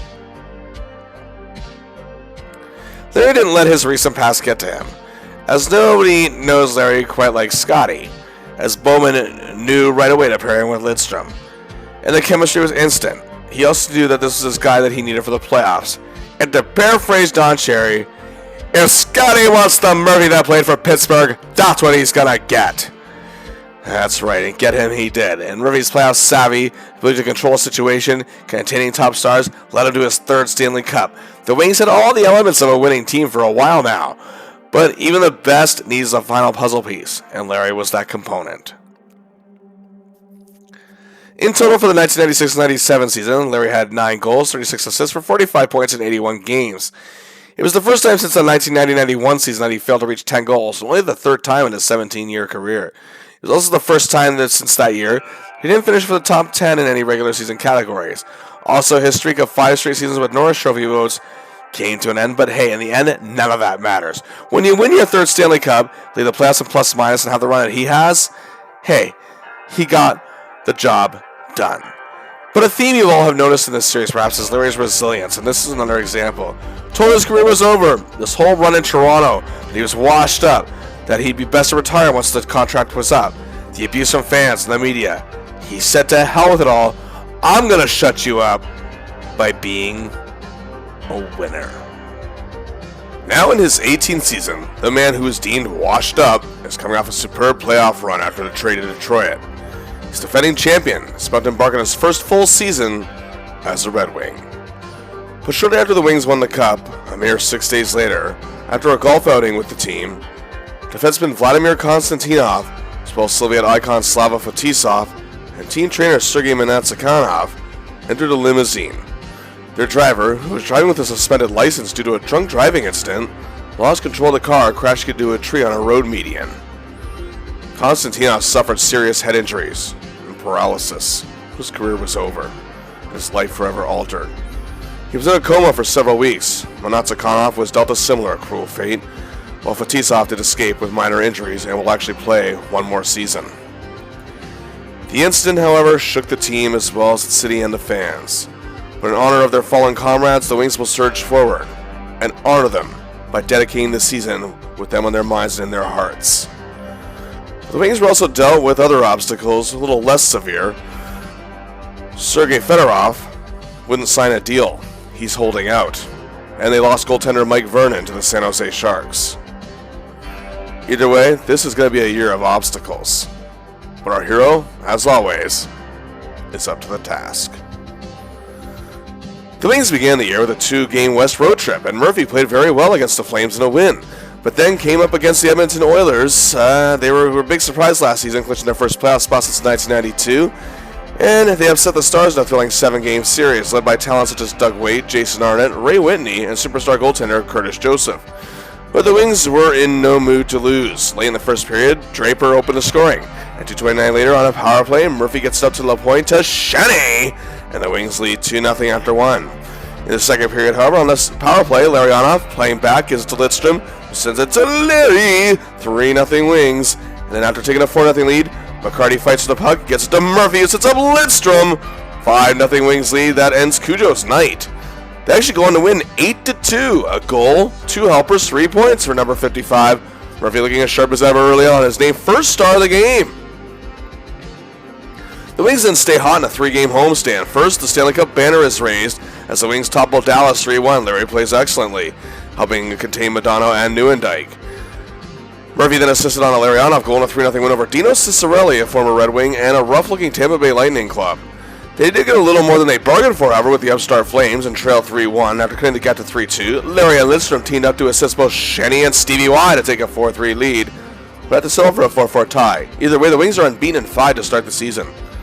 Oh boy, here we go. Larry, for the first time since the trade, is going back to Toronto. Oh yes, the media, of course, is having a field day with this one, but it was just the same old tired BS from the fans as well. He was booed mercilessly by the Leaf fans, but wore a smile the whole time with the catcalls. That just made them look every more idiotic. Murphy, however, again got the last laugh with a 3-2 win and plays very well. However, in a weird twist of fate, the Leafs actually ended the Wings' hot streak with a 4-3 win in Detroit. Murphy had a helper, but he helped the team bounce back with a 4-2 win over the Carolina Hurricanes, formerly known as the Hartford Whalers. Then down 3-2 to the Blues late in the game with 3:06 to play, he and Lidstrom set up Yzerman to tie the game and end up with the point. At the wins over the Ducks and Kings, where Larry continues to play very well, he was especially a thorn in the side of longtime opponent Mark Messier and the Canucks, holding Mess to just one shot, and the Canucks as a whole to just 18 in a 5-1 win. To end the month, Murphy came up big in the clutch. As the Wings now faced former teammate Mike Vernon and the San Jose Sharks, he assisted on a Steve Yzerman goal that tied at 2-2 in the first, And then in the third, 45 seconds in, he scores a goal that gives the Wings a 4-3 lead. And that's how it would stay, scoring the game winner and named third star. They would however get dominated 5-1 by Robitaille and the Kings on Halloween, Murph assisting on the lone goal. But what a start in October. 2 goals, 10 assists, 12 points, a monster plus 10 in 14 games. And the Wings are looking superb. November saw a decline for Larry, but the Wings were still looking strong. Number 55 had 5 assists and was a -1 and not at all terrible. The Wings beat the Ducks, but Larry was a -2 in that one. He had an assist on a lone Wings goal and a 3-1 loss to the Hurricanes on the road. Murray was a part of the penalty kill unit that caused his former team, the Hens, to cough up the puck with 51 seconds to play, allowing Shanny to tie the game and get the 1-1 draw. However, Murphy's temper got the better of him, throwing an elbow and getting ejected in a win over the Flames. Then after a 2-0 shutout loss to hated rivals Colorado, it was a 3-game road swing, a win over Danny Alfredson and the Rising Senators, a loss to Hull and the Blues, an assist in both those games. And he got another in a battle with Chelios and the Hawks with 9 seconds left, down 3-2 as he and Stevie Y set up Lidstrom for the tying goal. The Wings returned home but lost 3-2 to Ziggy Palffy and the Islanders, but Larry did have a helper for the 4th straight game. And he looked sharp in a 4-game win streak, beating Madonna in the Stars again against the Sens, and he and Lidstrom were outstanding. Another win over the Habs, and then a 2-0 shutout where former Pens teammate Mark Recchi was trapped. Larry began the month of December on a Western road trip, first against the Canucks, and his clutch skills continued to be an asset this season. He did score the opening goal, but down 3-2 in the third with 3:38 left. He assisted on a LaPointe goal to garner the 3-3 tie. It was named second star of the game. Then off to Calgary to face the fledgling Flames once again. 2 more assists, including on Coaster's game winner in the 4-3 win. He was named third star of that game. They lose 3-1 to Edmonton, but Larry did score the lone goal in a great solo effort. Then it was time to face the Canucks at home on December 9, 1997. The game was tied 2-2 in the first period when, on a power play, Murphy passes to Stevie Y, sets up McTardy to give the Wings a 3-2 lead. It's 4-2 after 1. And then just 1:22 into the second period, power play again. Murphy steers it, drawing the Canucks penalty killers closer to him until Gilchrist gets open and scores a goal. 5-2 Wings. Wings led 6-4 after 2. Then off the opening shift of the third period, just 18 seconds in, the Canucks make a bad play that leads to Murphy's stick, and he blasts it past Kirk McLean. The Wings go on to win 7-5. Larry Murphy, a goal, 2 uppers, 3 points, named the game's first star. After a loss to the Oilers where Larry still played well, it was a 3-game road trip, and it was not all that stellar. Tie with the Coyotes, and a terrible 5-1 loss to the Sharks, and a 2-2 tie with the Avalanche. But that trademark resilience, of course, once again shined through. 4 big wins! First against former Leaf teammates Doug Gilmour, Dave Anderchuk, and former Caps teammate Scott Stevens in the New Jersey Devils, 5-4. Larry the helper. They was on the road to face Ray Bourque and former Leaf coach Pat Burns in a re-energized Bruins squad. Larry assisted on Ericsson's game winner and was a +2. He played well in a 3-2 win over Hasek and the Sabres, and then he and Nicky were frustrating Wendell and Matson a 4-1 win at home against the Leafs. Larry also had an assist. And then came a big game on December 27, 1997, and Larry had already visited the Leafs since the trade, but this one would be seen across the nation on Hockey Night in Canada. And of course, once again, Murphy was mercilessly booed by the Leafs nation. Nothing pisses them off more than someone who is successful after leaving them. But the Leafs actually led 1-0 after one period, and it looked like the Wings were going to be in for a grueling night. Every time Murphy touched the puck, there was a loud chorus of boos. But early in the second, the Wings scored 2 goals, 18 seconds apart to give them a 2-1 lead. Then a minute and a half later, Holmstrom sees Murphy, who sits up at the point for Stevie Y. The Wings led 3-1, and it's looking good for our hero and the boys in red. Several minutes later, Murphy and Lidstrom come rushing out of the zone. This could be dangerous, and it is, as they set up Mopey for a goal, his second apple of the night for our hero. 4-1 Wings, and 2:38 left to play in the second. Murphy clears up to Gilchrist, who sets up Eriksson for the goal. The Wings lead 5-1, crushing the Dry Leafs in their hands, and that's how it stays after 2 periods. Murphy with 3 apples, and the Wings go on to win 8-1, a huge win on a national scale. Larry didn't let the Boo Birds get to him. And hey, yeah, he got another resounding course of boos, and he was named second star of the game and skated out on the ice with his head held high and his hand in the air. It was music to his ears, and he did it all with a smile. But what was more important to Larry, however, was the fact that his team had now won 5 straight. And the win streak, however, would come to an end, but they would remain unbeaten in 6 after a 2-2 tie against the Stars. They ended the month with a huge 5-2 New Year's Eve win against the Blues, 5-2. Larry had an assist and a +3 and was all over Pierre Turgeon and company, holding them to just under 20 shots. And one in December. 2 goals, 13 assists, 15 points, a +14! Huge. In 15 games, the Red Wings were hot. Larry had a slow yet still decent new year to begin 1998 in January. 2 goals, 3 assists, 5 points, and a +2. The Wings' hot streak, however, came to an end with back-to-back losses against the Sharks and Hawks. Murph not playing well in either. Then he bounced back in a 2-0 win over the Coyotes. He got a goal and a 3-3 tie with the Stars, and got an assist with a Larionov goal and a 2-0 win over the Capitals. Then, after a tie with the Islanders, Larry got a goal and a 4-0 win over the crappy Canucks. After back-to-back losses to the Devils and the Leafs, the latter of which saw Larry play badly this time against his former club, got a win over the Flyers in a Stanley Cup rematch. Then Larry had 2 assists and a 4-4 tie with the Coyotes, but ended the month losing to his former team, Penguins. In February, Murphy began the month by setting up Gilchrist's insurance marker in a 4-2 win over the Caps. He scored the lone goal in a 1-1 tie against Beezer and the struggling Panthers. He was a bit sluggish in a 5-4 win over the Lightning, who were more like a light drizzle, but then their loss to the Blues followed.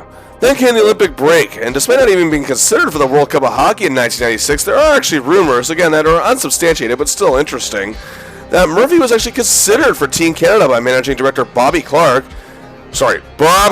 and coach Mark Crawford, as this was the first year the NHL Stars were allowed to play in the games, as Clark of the Flyers and Crawford of the Avs saw firsthand that he still had a lot left in the playoffs last year. However, the call never came. But the Wings would return to action come February 25th in a 1-1 tie at the Kings, where Larry played very well, helping limit the Kings to just 17 shots. And then ended the month with 2 assists and a 3-1 win over the Panthers and was named second star. And in the 6 February games, he had a goal, 3 assists, 4 points, -1 in 6 games. As the March began, a 4-game Western road trip commenced, and Larry's short-handed empty netter gave the Wings a 3-1 win over Phoenix. It was a +2 in a win over the Ducks. Larry played great against the Sharks with 2 goals, but Osgood was brutal in net in a 5-4 loss. To end the trip, however, they suffered a tight 2-1 loss to LA. And then back home, they suffered a 6-3 loss to the Bruins. Not a great game for Larry. He would, however, play very well in a 3-0 win over the struggling Hawks. Then it was a bad 6-1 loss to the Flyers, and a 4-3 win over the Oilers, where he was a +2. Murphy again got the better of the Leafs on the road in a 5-2 win, garnering assists and a +2. And then in New York against Gretzky in a very disappointing Rangers club, he had 2 assists. It was a +3 and a 4-3 Wings win, and third star of the game. He then garnered an assist in a 5-5 tie with the Hawks after a tie with the Ducks and lost the Blues. Larry had an assist that was excellent in a 4-2 win over the Sabres. In total for March, Larry had 3 goals, 5 assists, 8 points, and an excellent +7. 8 games remain. They go on a 5-game winning streak, a sweet 2-0 shutout win over the Avs. Larry Murphy assisting on a returning Sergei Fedorov's goal. And again, on ice for both goals that game, and it was a +2. Then after an exciting 3-2 win over the Hawks, Larry then assisted on Draper's game winner in a 5-3 win over the Blues. He then played well in a 5-1 win over the Coyotes, holding Roenick, Kachuk, and former teammates Tocchet and Gardner off the score sheet. And then he scored his 11th goal of the year in a 5-2 win over the Rangers.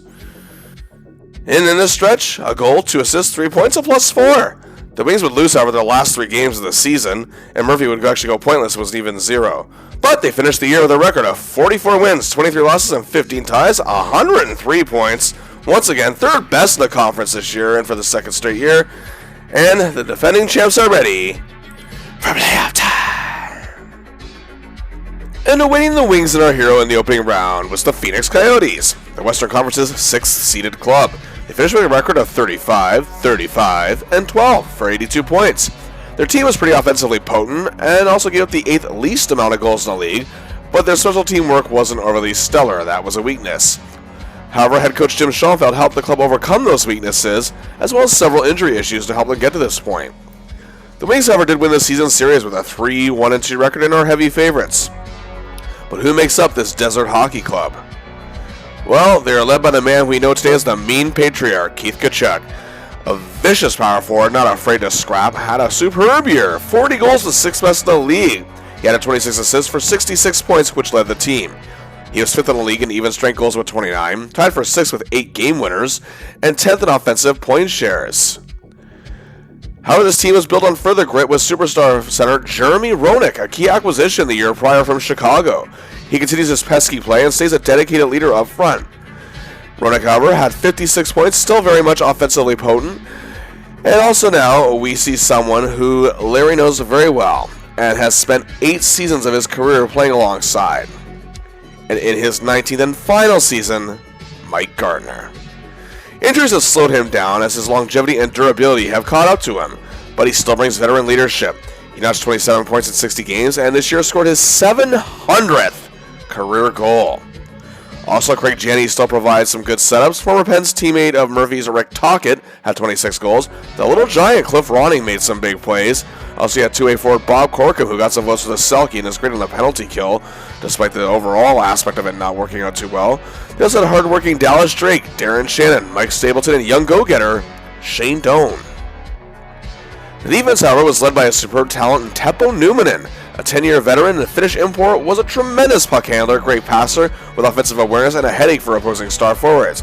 He had 11 goals, 40 assists for 51 points. Played in all 82 games. His plus 25 was tied for 8th best in the league. He was 9th in defensive point shares with a 5.6. And he was tied for 9th in Norris Trophy voting. He also actually won a bronze medal for his native Finland this year in the Olympics. Also, despite injuries causing him to miss 36 games, Oleg Tverdovsky is ready. So is veteran Norm McIver, reliable Murray Barron, tough Gerald Diduck, and Keith Carney.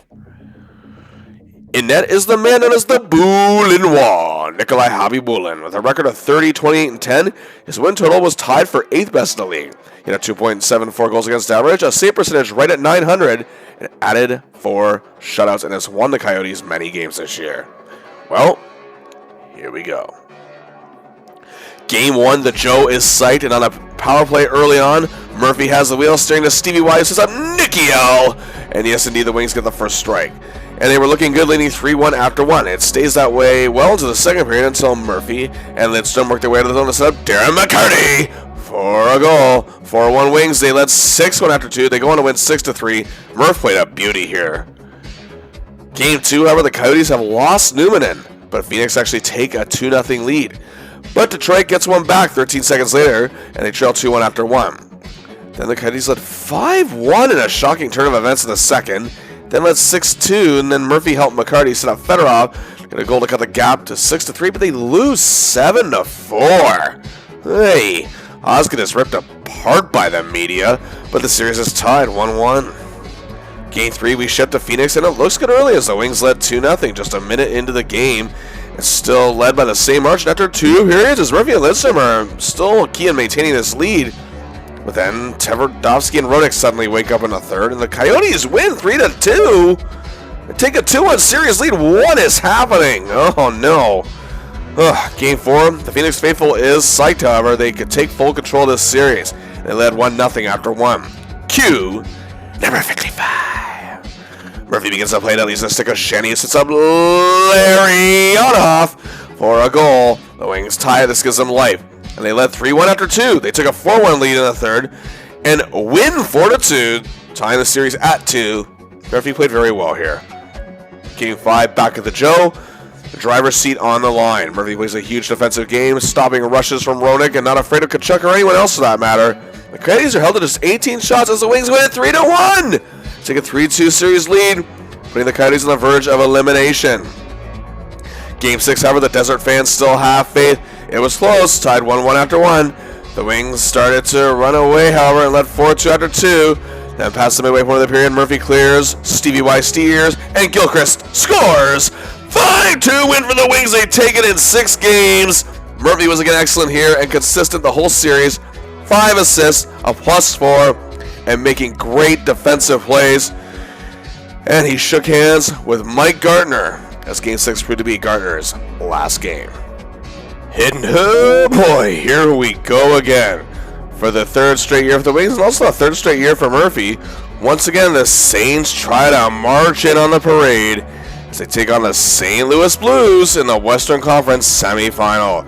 But this Blues team isn't simply a good team that happened to make the playoffs. Their first full season being coached by Joel Quenneville saw them finish with an awesome record of 45 wins, 29 losses, 8 ties for 98 points, 4th place in the Western Conference, and swept out the Kings in the first round. They had an excellent power play and even better penalty kill. Their 256 goals led the entire league. The Wings narrowly lost the season series, a 2-3-1 record. So this Blues team could make it third time a charm with their new defensive system perfected by Quenneville. And hey, Brett Hull still thrived in that system. He had 27 goals, 45 assists for 72 points in 66 games, missing 16 due to injury, readjusting his game for this era of, well, dead puck hockey. He's once again a vote getter for the Lady Byng Trophy, as he often has been through his career. 13 votes this year. Pierre Turgeon missed 22 games, but still had 22 goals, 46 assists for 68 points in the 60 he did play, and was an awesome plus 13. He was tied for 8th in Lady Byng Trophy voting. Quenneville's system benefited Craig Conroy, who was a Selke finalist and a great penalty killer, and young Pavel Dimitra killed penalties by scoring shorthanded goals. Jeff Cornell notched 31 goals. Scott Power and Jim Campbell were strong along the wing. Terry Yake and Darren Turcotte added more depth, as does youngster Pascal Rayon. And to the blue line. Again, his blue line just wow. And what a year for Chris Pronger, a career season. A league-leading plus 47. Changing momentum of a given game, growing as a leader, still dishing out punishment, and able to get into the heads of even the most headstrong competitors. He led the league in defensive point shares with a huge 7.3. He added 36 points and was a second-team All-Star for the very first time, and a finalist for the Norris Trophy, coming in third in voting. He also got 6 votes for the Hart Trophy. And of course, joining him again this year, the great Al MacInnis in his 15th full NHL season. He was still a beast. 49 points in 71 games, was 8th in Norris Trophy voting. This defense was made all the more dangerous with the acquisition of veteran Steve Duchesne from Ottawa, who had an amazing year. Also, grizzled veteran Todd Gill, Larry's former teammate in Toronto, joined the team this year. And rounding up the core, veteran Mark Bergevin and Chris McAlpine. And the man in net, yep, you guessed it, 17-year veteran Grant Fuhrer. Another excellent year, 29, 21, and 6 record at 2.53 goals against average. This is the strongest and deepest the Blues club has ever been in dealing with the Red Wings. So, let's see how it goes. Game 1. The Joe is packed to the gills and excited, and the game is tied 1-1 after 2 periods. But the Wings fall apart. Our hero does not play well as a -2 in his first really bad game of these playoffs, and the Wings drop the first game 4-2. Game 2, however, our hero and the Wings are not playing around. The Blues do strike first, however. After that, Larry takes control, having that look in his eyes again. Hull can't get anywhere. Turgeon has Murphy's face tattooed in his brain after this one. And those two are actually combined -5 in this one. The Wings led 4-1 late in the game. Osgood stops the pucks. Mulvey clears to Murphy, who launches it down the ice for his first goal of these playoffs. Empty netter. Wings take a 5-1 lead and add a final insult to win 6-1 to tie the series at 1 apiece. Murphy just played like a warrior here and was a +3. His resilience once again on display as they head into Game 3. We ship to St. Louis, and it's a tight affair. Murphy is again key in keeping Turgeon and Hull at bay, and the Wings led 2-1 after 2. And time was winding down, but MacInnis tied it with 55 seconds left in regulation. And the Wings, for the first time in these playoffs, are off to overtime.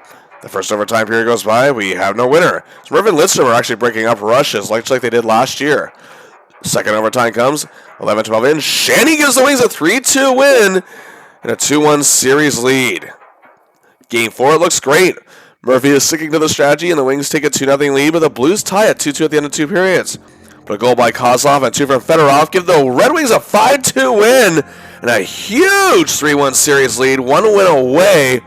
The Wings are from appearing their 4th straight conference final. Game 5, Hockey Town is eager with anticipation, but Fuhrer is playing like the man he was in Edmonton. While our hero and his core are trying to do their thing, it's scoreless after 1, but in the second, the Blues stun the Wings with 2 goals on 1:14 apart, and then add another later on to make it 3-0. But while killing a penalty, Murphy clears the puck to Eiserman, who sets a low point, and the Wings are in it, trailing 3-1 after 2, but Fuhrer bars the door, and that's how it stays. The Blues let the fight another day. Game 6 back in St. Louis, and this time it's Osgood's time to shine. He's turning back everything. Eiserman, a 4-point night.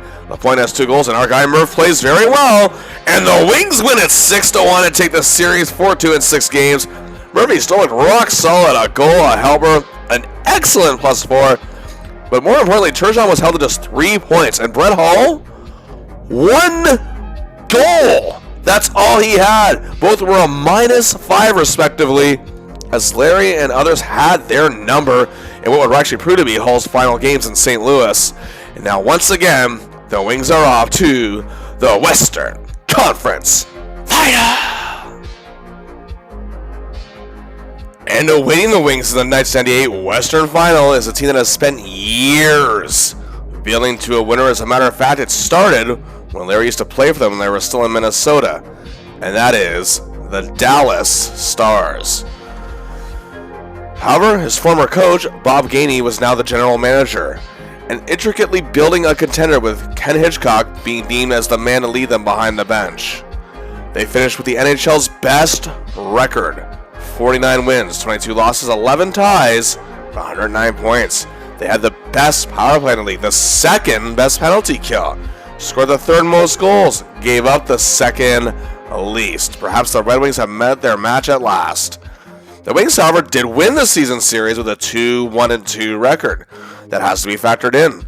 To get here, the Stars had a difficult time with the underdog Sharks, which took them out in 6. They bounced the upstart Oilers in 5 games, getting revenge from the prior year. And they'd done it without one of their top players, Joe Nieuwendyk. He was injured in the first game of the playoffs. They have been building to this point for quite some time. Is it their time at last? Well, leading the way is Mike Modano, who Larry had great chemistry with in his early years in Minnesota, but he was no longer that plucky rookie. He was now among the NHL's best players, and his game continuously evolved. Despite an injury-plagued year, he had 21 goals, 38 assists for 59 points in 52 games, and was a plus 25, tied for 8th best in the league. His penalty-killing skills were a cut above, 5 shorthanded goals, tied for 3rd. He got 13 votes with a Selke trophy to boot, and has 13 points, 11 playoff games. He is rolling. Joining him was the little ball of hate, 15-year veteran Pat Verbeek. Many have called him a pest, a worm, but he gets results. He's loved everywhere he goes. And he scored, well, everywhere he plays, I should say. But he scored 31 goals, the 8th time in his career he's reached 30-plus in a season. He added 26 assists for 57 points and was a really good plus 15. A tremendous clutch score with his 8 game winners show that, and he's tied for 6th best in the league. But a major factor behind the Stars' success all year was two-way forward Yuri Lettinen, a grinding winger who could do it all. Needed a penalty killed? Call Yuri. Checking a top forward? Let Lettinen handle it. Superb on ends of the ice, adding 23 goals and 19 assists for 42 points. His efforts won him the Selke Trophy as the league's top defensive forward. He's a type of depth player that can give you an edge in playoff hockey. And he also won a bronze medal for Finland at the Olympics, and he played great in that tournament. This team most certainly has a lot of depth up front. 16-year veteran, 3-time Selke winner, 2-time Stanley Cup winner, 3-time finalist Guy Carbonneau, 185 games of playoff experience. Mike Keane, acquired from the Avalanche, 2-time Cup winner, 3-time finalist, 127 games of playoff experience. Brian Skrudland, acquired from Florida, 147 games of playoff experience, a Stanley Cup, and has been in the finals 3 times total. Also, the team had young Jamie Langenberger, who's evolving, 13-year veteran Greg Adams is present, and running up the forwards, Benoit Hogue, Bob Basson, and Grant Marshall. Leading the defense is Sergei Zubov, a great puck mover who can fight for possession, and he can fight for it better than many. And is a big reason why the Stars' power play has succeeded. He had 10 goals, 47 assists for 57 points, and was 5th in the league in total goals on ice for with 122, and led the NHL in power play goals on ice for with 61. He was 7th in defensive point shares with a 5.7, and also got some Norris Trophy votes. As Daryl Sador, he too got some Norris Trophy votes, and had an excellent year. Team captain Darian Hatcher was on his game. Veteran Craig Ludwig again brings a Stanley Cup ring and 151 games of playoff experience, and was among the leaders in defensive point shares. Sean Chambers is reliable, and Richard Matvichuk's game is evolving greatly. And in net, Eddie the Eagle at Belfort. The eccentric wonder is still at the top of his game. An utterly insane record of 37 wins, just 12 losses, and 10 ties. His wins were the 2nd best in the league. He led the league with an utterly remarkable 1.88 goals against average. His .916 save percentage was 8th best, and his monster 9 shutouts was 3rd, yet somehow he still fell short of being a finalist for the Vezina Trophy, coming in 4th. He also got 6 votes for the Hart Trophy. And the last time he and Murphy faced each other was the 92 Cup Finals, where Murph won his 2nd cup as a member of the Pens. Well, here we go. Game 1, we begin at Reunited Arena in Dallas, and our hero, along with Lidstrom, plus the rest of the defense and the Grinders, are just taking the wind out of Dallas' sails. They're held to 14 shots, while Kozlov and LaPointe's second period goals were all the Wings needed for a 2-0 victory in the first game. Game 2 is a very tightly knit battle, and the Stars take a 2-0 lead, and Belfour is just a beast in net. But the Wings do get one back and trail 2-1 after 2. The Stars hold on and take it 3-1. Murphy still played a good game here, but the series is tied 1-1. Game 3, back home at the Joe. The Wings lead 1-0 early, then that dangerous power play trio is ready to strike. Murphy quarterbacks. Larianov takes the hand up, and Lidstrom scores! 2-0, Wings after 1. In the second period, 4:13 in, the great defending duo strikes as 55 sets up number 5 for a great goal, 3-0. They led 4-0, but Dallas' pressure on Osgood begins to pay off. It's 4-3 in the third, but the Wings hang on and take it 5-3, taking an important 2-1 series lead. Murphy, just a beauty of a game here. There's 2 apples.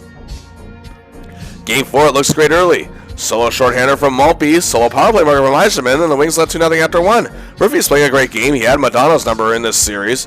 And the Stars cut it to 2-1 after 2, then tied it in the third. And then a little past the midway point, Eiserman gets a pass out to Murphy, who in front sets up Kozlov. 3-2, Wings lead. That would be the game winner. The Wings lead the series 3-1. Our hero is 1 win away from going back to the glory land. Game 5, however, back in the Lone Star State. Dallas, they're not quitters, however. They struck first in the latter part of the first. With 43 seconds left of the period. Power play, number 5 to 55 to number 96. Thomas Holmstrom, it's a goal. It's tied 1-1 after 1. Trent led 2-1 after 2. It looked like they're going to take it. By that score as the time wound down with 1:25 left. Clutch Carbonneau ties it, and we're off to overtime. And just 46 seconds in, Langenberger keeps the Stars alive. So we're going to Game 6. And indeed, Game 6 back at the Joe, and early on, the penalty kill unit is out there. Eiserman gets the puck out to McCarty, who sets up Murphy, who scores a beauty. 1-0 Wings. It stays that way after 1. Osgood is playing well in net. Madonna was up a creek without a paddle, thanks in large part to our hero and the others. And then, just 1:48 into the second period, Murphy comes in on goal.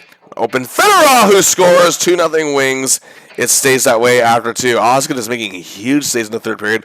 Detroit is just focused on protecting their lead. 1 minute to play. Hey, Hockey Town is ready for another final 30 seconds. Ladder it gets. 10 seconds. Larry, you're going back again. 5, a 4, a 3, a 2, a 1, 0. The Detroit Red Wings are going back to the Stanley Cup. Larry Murphy, what a clutch performance in the series, clutching Game 6 in on both goals and a 2-0 win, scoring the game winner. Another excellent series goal, 5 assists, 6 points off, +1, and tying teammate and pairing partner Lidstrom for the team's scoring lead in this series. Just having another incredible playoff run, still playing some of the best hockey of his career at the age of 37. Remarkable. And 2 years in a row, the Wings have taken out the President's Trophy winners. Well, here we are once again. A year inspired by the fight of survival of teammate Vladimir Konstantinov and team trainer Sergei Manatsakanov has indeed gotten our hero in the Wings motivated and on the back to the path of Cup glory once again. Larry hasn't lost a Cup final game since May 19th, 1991. He's won 7 Cup final games in a row since, with a 12-2 record overall. The magic he brings in the playoffs is truly what highlights how good he really is. And now, he has a chance to do it all over again, for a 4th time, as the Wings' dramatic season has another chapter to write. And standing in their way, the Eastern Conference champions, the team Larry spent 6 seasons playing for, the team where his game evolved in his younger days and very formidable years, making their first ever Stanley Cup appearance, the Washington Capitals. Had a record of 40 wins, 30 losses, 12 ties for 92 points. That was 4th best in the East. They took out Bernsey, Bork, and the Bruins in 6. They beat Alfie, Yashin, and the upstart Sens in 5. Then took out Pekka, Hasek, and the Sabres in 6 in the conference final to get here. They had a decent power play, but their penalty kill was the absolute best in the league, a huge factor in getting them here. Their offense was solid, as was their defense. Head coach Ron Wilson, who left the Ducks, took a team encountering several setbacks and got them right back on track. Detroit, however, won both games in the regular season between these two. Let's see who makes up this Caps club. Well, we have the goal-scoring phenom known as Peter Bondra, always finding ways to get open and hitting the right spot for the right shot, and not afraid to get close to the net either. 52 goals, tied with Duck star Teemu Selanne for best in the league. He added 26 assists for 78 points, leading the entire team, as his plus 14 also led the club. His 36 even strength goals were second best. His 5 shorthanders were tied for third, 8th in shooting percentage, and led the league in game-winning goals with 13. 6 in offensive point shares, came in 6th in Hart Trophy voting. What an incredible year for the grossly underrated Peter Bondra. It helped Bondra and the Caps as a whole, having one of the best playmakers and setup men in the game on this club. Adam Oates, 18 goals, big 58 assists for 76 points. His assists were tied for 5th best in the league. He came in 6th for Lady Byng Trophy voting, and also got 10 votes to the Selkie for his defensive capabilities. But the man still leading this team as captain is just one of 2 players remaining on this team that Larry played alongside during his days in Washington. Dirty Dale Hunter. While his scoring touch may have diminished, he remains ever popular and beloved among Caps fans, and is still a driving force out there, playing with a lot of heart. Now in his 18th season, looks for his first Stanley Cup as he plays in his first final after 163 career playoff games. Also on this forward core, Joe Juneau is having a great playoff run. Lots more experience here. Murphy's former Stars teammate, a man he clicked with very well while there, Brian Bellows, who joined the team late in the year after a tenure in Europe, has 139 games of playoff experience. This will be his 3rd Cup final appearance, has a ring with the 93 Habs. And hey, you want to talk playoff experience? Esa Tikkanen, the NHL's ultimate pest, yet also one of the smartest. He can give you an edge in any given game, and 182 games of playoff experience brings, count it, 5 Stanley Cup rings with him. He's never lost in a final, so this will be his 6th appearance. Rookie Richard Zednik shows a lot of hunger. Veteran Kelly Miller would love to win the big one. Enforcer Chris Simon has become a very popular member of this club, while Todd Krieger and the ever-efficient Andre Nikolishin and popular Craig Berube were on this forward core out. Sergei Gonchar leads a strong defensive core at 6'2", 210 pounds. He wasn't afraid to use a physical style when the situation called for it. He added 21 points and won an Olympic silver for Russia. Veteran and longtime Caps blue liner Kalle Johansson had a really good year and even got a vote for the Norris Trophy. Another former teammate of Larry's in Minnesota, Mark Tenorti, battled injuries but was effective when healthy and has played very well in the playoffs. Phil Housley, one of Larry's longtime 80s era peers in his 16th season, playing in his first final. Longtime Cap Joe Ricci still a welcome presence, as is Jeff Brown, who joined them this season. And in net, Ole the goalie, German native Olaf Kolzig, athletic, agile, quick to the save. Finished his breakout season with a great record of 33 wins, 18 losses, and 10 ties. His wins were tied for 3rd best in the league. His 2.20 goals against average was 9th best. His 920 save percentage was 4th best. His 5 shutouts tied for 9th. Tied for 5th in Vezina Trophy voting, garnered 8 Hart Trophy votes, and these playoffs he's been nothing short of outstanding, and could shut this Red Wings team down and be the key to victory. Well, let's get to it. Game 1 in Detroit, Joe Louis Arena is shaking to its very core before the puck is even dropped. And our hero, the rest of the Blue Liners, the Grinders, and the top dogs up front are keeping Osgood well protected, and goals by Koster and Lidstrom 2:14 apart. The latter part of the first period give the Wings a 2-0 lead.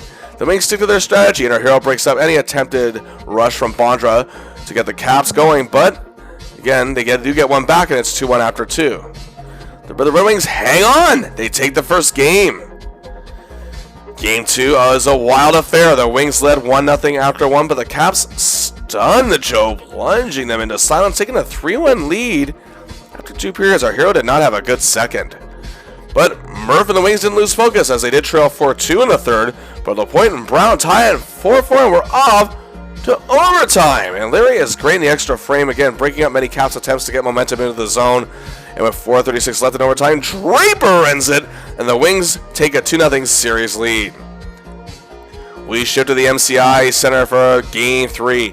Caps Nation is still excited, feeling a comeback as possible, as this will be the first Cup final home game for the Caps, and it's about to commence. But the Wings silence the excitement 35 seconds in, and work to protect their lead with their defensive strategy. Murphy playing very well, so much so, they take the single goal lead into the second intermission. Around the halfway point of the period, Bellows ties it for the Caps, but with just under 5 minutes to play, Fedorov scores.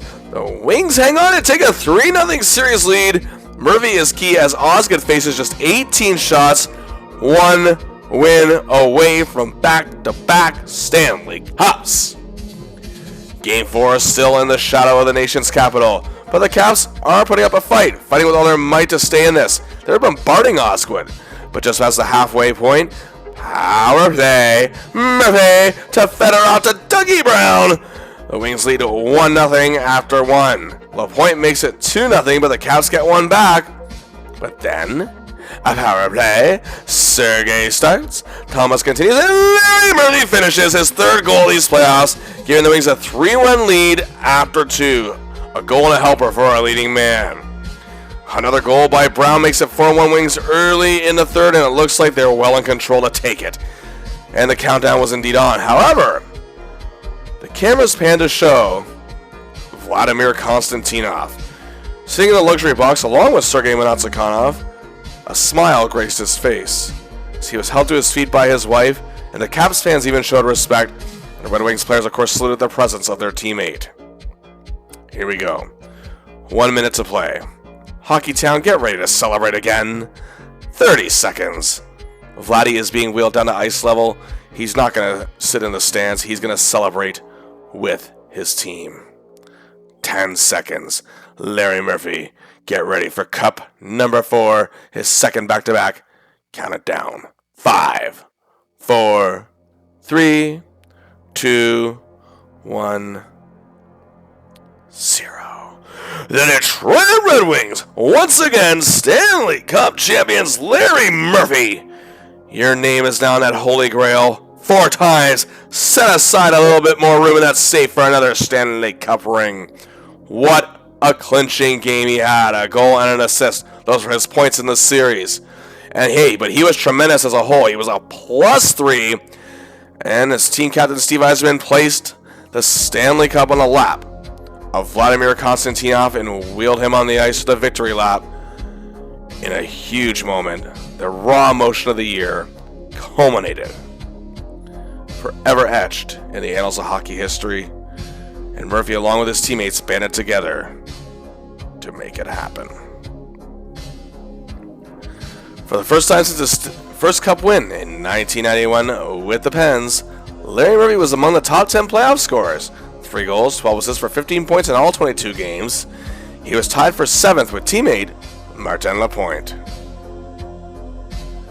And for the second straight year and the third time in his 4 Stanley Cup wins, Larry Murphy leads Stanley Cup playoffs and plus-minus with a +12, sharing the lead with who else? His pairing partner, Nicholas Lidstrom. What a run.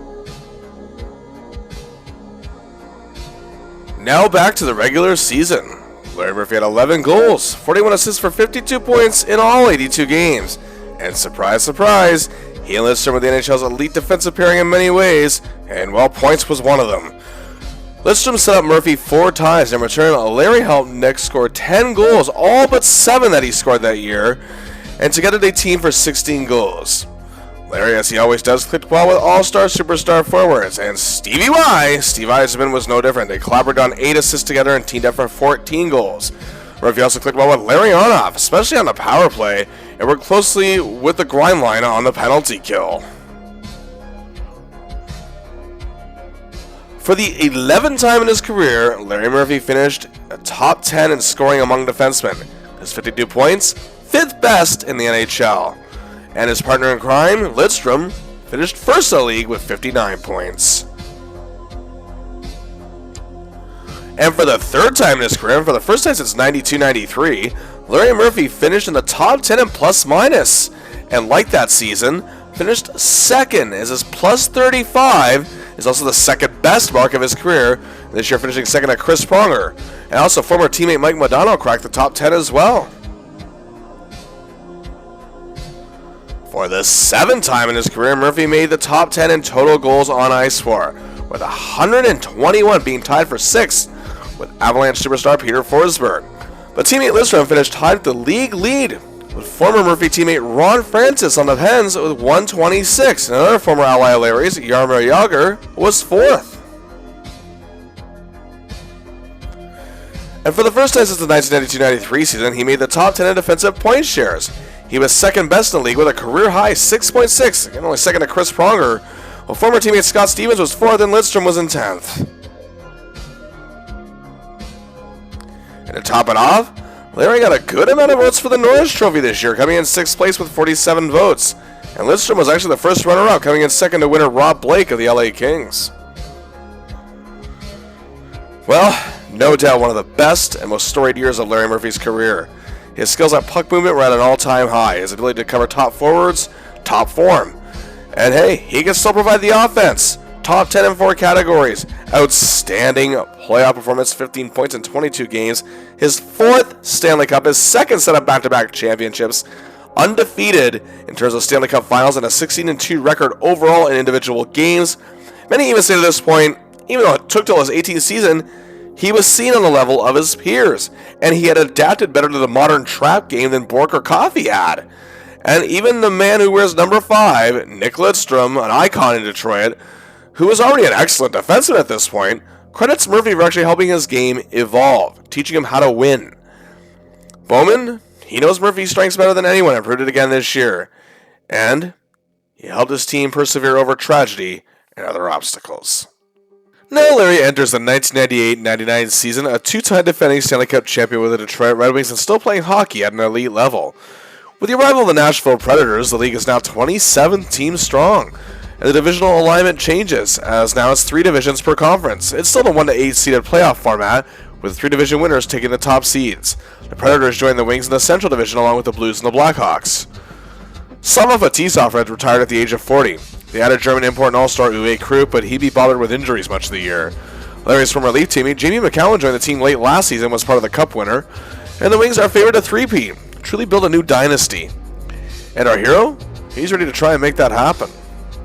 The year started out well for Larry in the first 10 games of the season of the month of October. To open the season, the Wings lost, however, a visit to Toronto 2-1, as Leafs now had all-star goaltender Curtis Joseph and had moved to the Eastern Conference. Larry did have the lone goal in the game, still giving the Leaf fans a reason to boo him. 3 days later, they added insult to the Caps on the road in the Stanley Cup rematch, winning 3-2. Larry had an assist, it was a +2.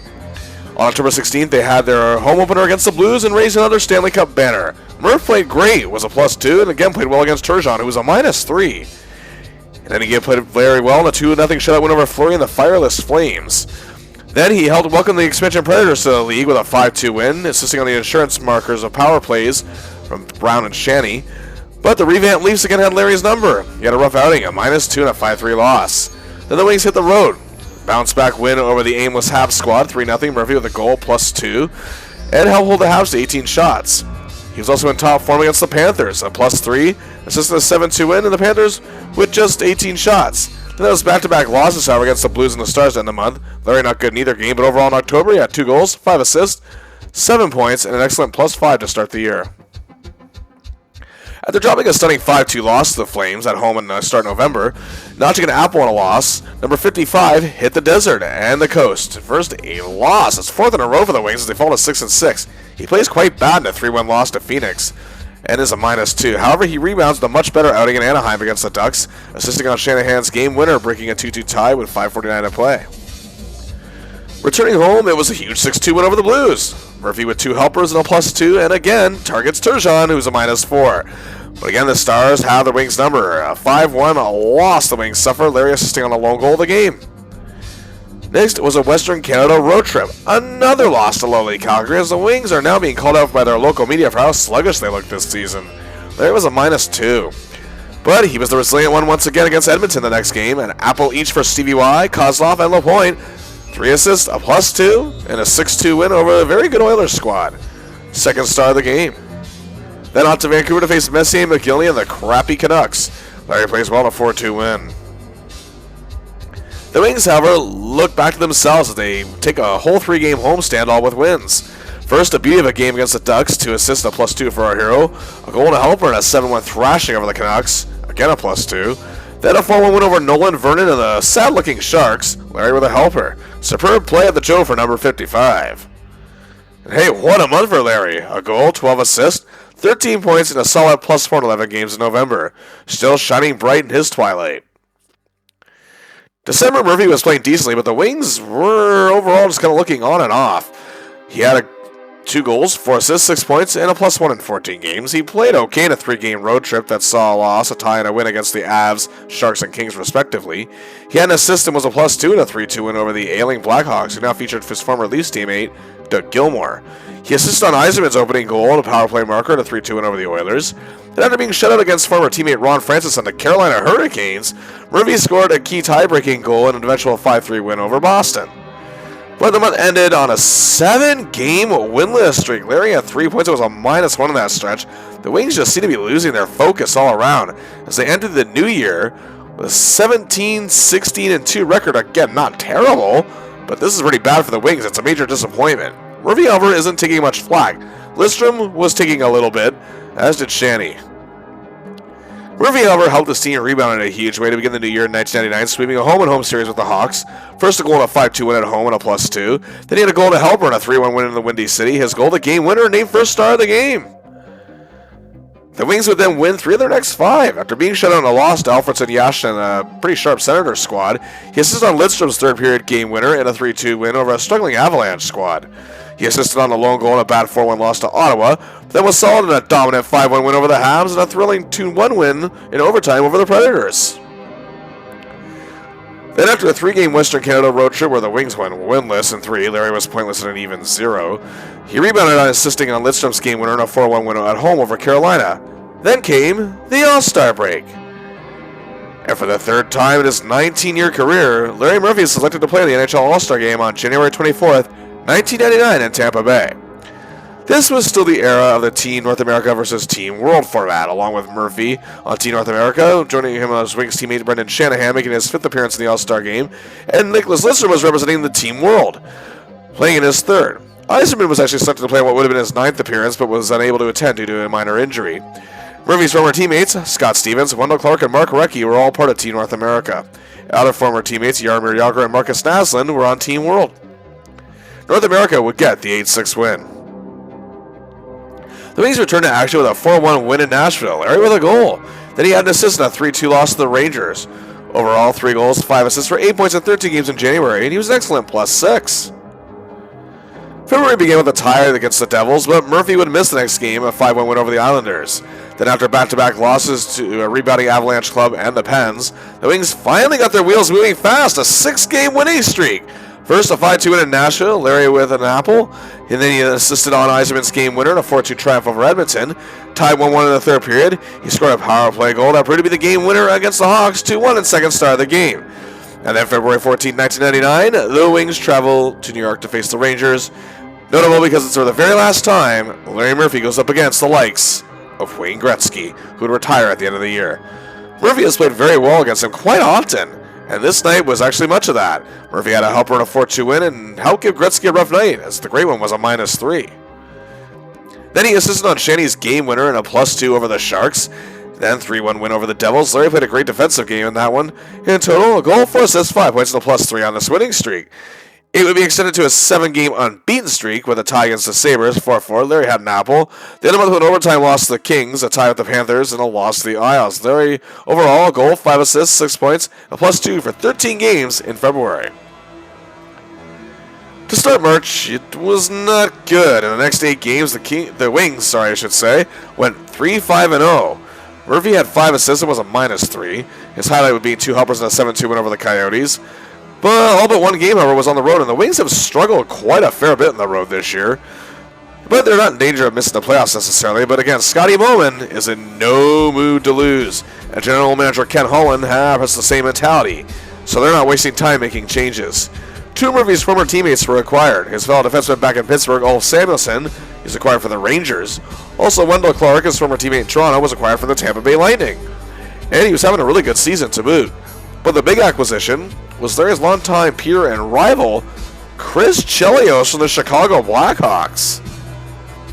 The Wings went on a huge 8-game winning streak. First, a 2-1 win over an excellent Sabres club, and then crushed rookie Vinny LeCavalier and a lowly Tampa Bay Lightning 6-1, Murphy a +2.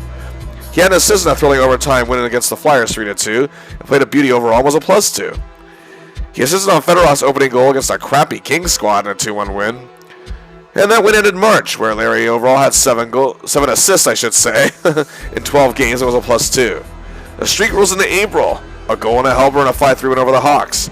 And finally getting the better of the Stars this year in a 3-0 win, assisting on a Wendell Clark goal. Then wins over the Ducks and Canucks, bringing it to 8 straight. It was extended to a 9-game unbeaten streak and a 1-1 tie with the Blues, but a bad game against the Pens and a 3-0 loss really ended momentum. But Murph bounced back with 2 assists to 4-2 win over the Pred. He sat out the final regular season game, lost to Chicago, along with Lidstrom, Yzerman, and Larionov. In his final 7 games in April, a goal, 4 helpers, 5 points, a +1. The Wings finished with a record of 43 wins, 32 losses, and 7 ties, 93 points. Again, really good, but some felt it was a disappointment.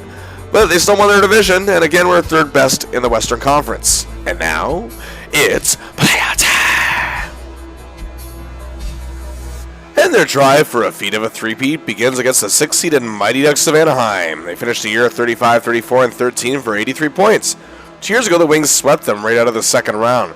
After a rough year the year prior, head coach Craig Hartsburg, fresh off a 3-year run in Chicago, refocused this bunch. They had a top power play in the league, a so-so penalty kill, and talent on all sides of the ice. The Wings did dominate the season series, however, with a 3-1-0 record. And the 1-2 punch still leads the way. On the left wing, Paul Kariya, 39 goals, 62 assists, 101 points, a +17. 3rd best scorer in the league, 3rd most assists. Tied for 9th in even strength goals with 26. Led the league in power play goals on ice for with 79. 2nd in the league total goals on ice for with 155. 6th in offensive point shares. 1st team All-Star for the 3rd time. 8th in Hart Trophy voting. 6th in Lady Byng Trophy voting. Then on the right, Teemu Selanne, 47 goals. Best in the NHL, the first recipient of the Rocket Richard Trophy. He added 60 assists for 107 points, 2nd best in the NHL, led the league with 25 power play goals, 2nd in power play goals on ice for with 70, 5th on total goals on ice for with 139, 2nd in offensive point shares with 11.6, his 7-game winners was tied for 9th. He's a finalist for Lady Byng Trophy, coming in 3rd, 5th in Hart Trophy voting, 2nd team All-Star for the 2nd time. And setting them is once again Steve Ruchin, who had a career year, 23 goals, 39 assists for 62 points and a +11 in 69 games. And he was 7th in Selke Trophy voting due to his superb two-way play. Also on this forward core, former Red Wing and veteran Thomas Sandstrom, hardworking Marty McInnes, Matt Cullen, Ted Drury, Jim McKenzie, Jeff Nielsen, Adi Alto, and the Grim Reaper, Stu Grimson. Leading the defense was Freddie Olesen, 13-year NHL veteran. A lot of his style is actually very similar to the way Murphy played, a good puck mover who has size but not overly physical, can break up rushes, and has an offensive prowess, but is a bit better of a skater. At 56 points, and was 9th in Norris Trophy voting. Also on the score, Ruslan Sally, Lynn Substance, Kevin Huller is a workhorse, and rounding them out, Jason Marshall, Pavel Trinka, and Jamie Pusher. And backstopping them in net once again is Guy Bear. 31 wins, 29 losses, 8 ties, 8th in wins, a good 2.46 goals against average, a .922 save percentage, which was 6th best, and his 6 shutouts was tied for 4th. Oh, here we go. Game 1 at the Joe, the crowd is amped up. The Ducks strike first, but the Wings take a 2-1 lead after 1. And 4-2 after 2. Murphy is making some big key plays, and the Wings go on to win 5-3 and take the first game, and our hero plays well. Game 2, the Wings take full command from the get-go. Murphy is again key in the strategy, but the night belongs to Shanny and Osgood. They take it 5-1 and take a 2-0 series lead. Well, we shift to the Duck Pond for Game 3, and Murphy plays his best game yet of the series as he and Lidstrom, the other Blue Liners, the Grinders, and even the Top Dogs had the Ducks plucked to their feathers in a 4-2 win. Taking a commanding 3-0 series lead, Game 4, Chris Osgood, he's superb in net, our hero plays well, and it's an easy 3-0 win, and the Wings complete a superb 4-game sweep. As the Ducks 2 years ago put up much more of a fight, the Wings just drained them of their energy. Our hero didn't notch any points, but he was a +3, and was key in the Wings' victory, and giving them their 9th straight series win. And oh boy, rivalry renewed, as awaiting the Wings in the Western Conference semifinal is the Colorado Avalanche. After a bad start, the Avs brought it all together and finished 44, 28, and 10 for 98 points, winning their division, 2nd best record in the conference. They did have a rough time over with the upstart Sharks, but still beat them in 6. Despite a mediocre penalty kill, they had the 5th best power play in the league and scored the 6th most goals in the league and had a decent defense. And they split the season series 2-2-0, so this could go anywhere. The Avs won at 96 en route to the Cup before Larry even arrived there. The Wings beat them en route to the Cup at 97. Here's the rubber match. Well, again, still leading the way is team captain Burnaby Joe Sakic. 41 goals, 55 assists, 96 points, fifth most in the league. An excellent plus 23, dangerous on the power play and penalty kill. In the latter, he had league best 5 shorthanded goals. 6th in league total goals on ice for with 133. 8th in offensive point shares with an 8.9. He garnered 3 Hart Trophy votes. He came in 5th for Lady Byng Trophy voting. Then, of course, they had the second big playmaking center, Peter Forsberg. 30 goals, 67 assists, which was second best in the league, by the way, totaling 97 points, which was 4th best. A plus 27, tied for 10th.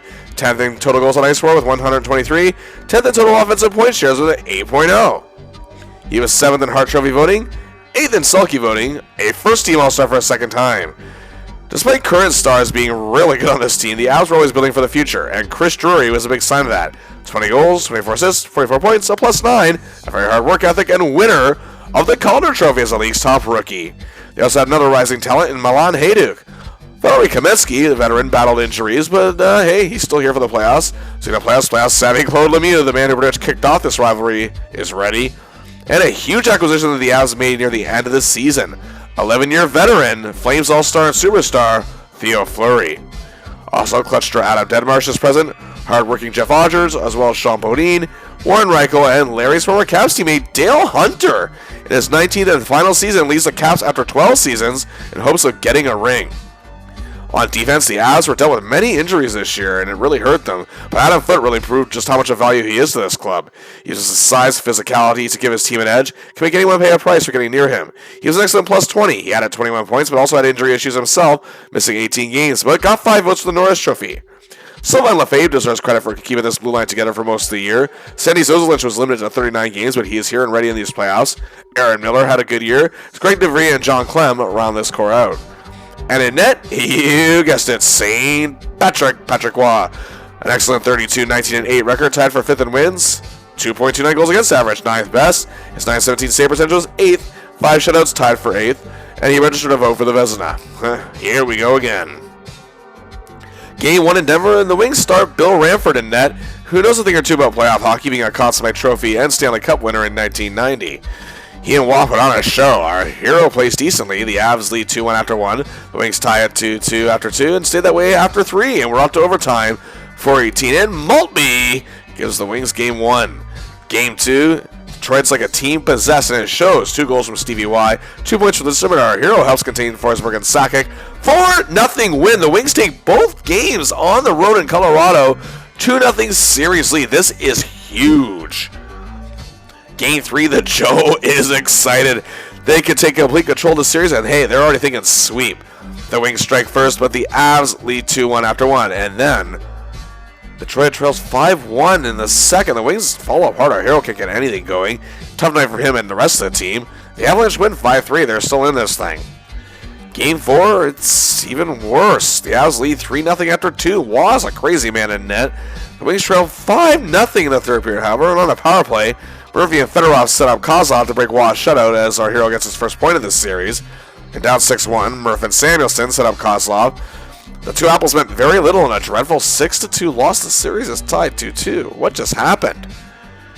Game 5, back in Denver, the Wings firing on Waugh 36 times, and our hero does so himself 3 times. He doesn't play bad necessarily, but the Avalanche take it 3-0. Take a 3-2 series lead, my goodness. Well, Game 6 in Detroit, the Wings try desperately to force a Game 7, but trail 4-0. They lose 5-2. There is actually one of the few Wings not making constant mistakes out there. Chelios and Clark played awful here. The Wings dynasty is derailed. They dropped the series in 6 games, 4-2. Now, Larry wasn't too bad, but wasn't all that effective either. He did have 2 assists in that dreadful Game 4. It was a -1. The Wings, after riding high those first 2 games, forgot they had to win 2 more. Jeez. Well, they were utterly embarrassed here. The Avs would go on to, however, lose the Western Conference Final in 7 games to the eventual Stanley Cup champion, Dallas Stars. Now, here's a unique stat for you. The Stars become the first of Murphy's former teams during the duration of his career who traded him to win a cup without him. The Kings and Caps still hadn't won at this point. They haven't won a cup at all in their history still. The Pens hadn't returned to the cup since he left in Toronto. Well, yeah, you know. But the Stars actually do it. Back to the regular season, Larry Murphy had 10 goals, 42 assists for 52 points, matching last year's total. And he did so in 80 games, missing just 2. And the wealth was spread out quite a bit this year, as Larry had 10 players assist on his 10 goals, and 3 did it 3 times. Lidstrom, his pairing partner, was one of them. They showed great chemistry again, teaming up for 12 total goals. And Darren McCarty and Larry clicked very well this year, as they seemed to communicate very well with the grind line. These two teamed up for 11 goals. And the star forward he clicked with a lot this year is the man he didn't get to work with too much outside of the playoffs until this season, Sergei Fedorov. As yes, he set up Larry 3 times as well, but they teamed up on 8 assist collaborations and collaborated one way or another for 15 total goals. And Larry set up 14 different players for goals this year.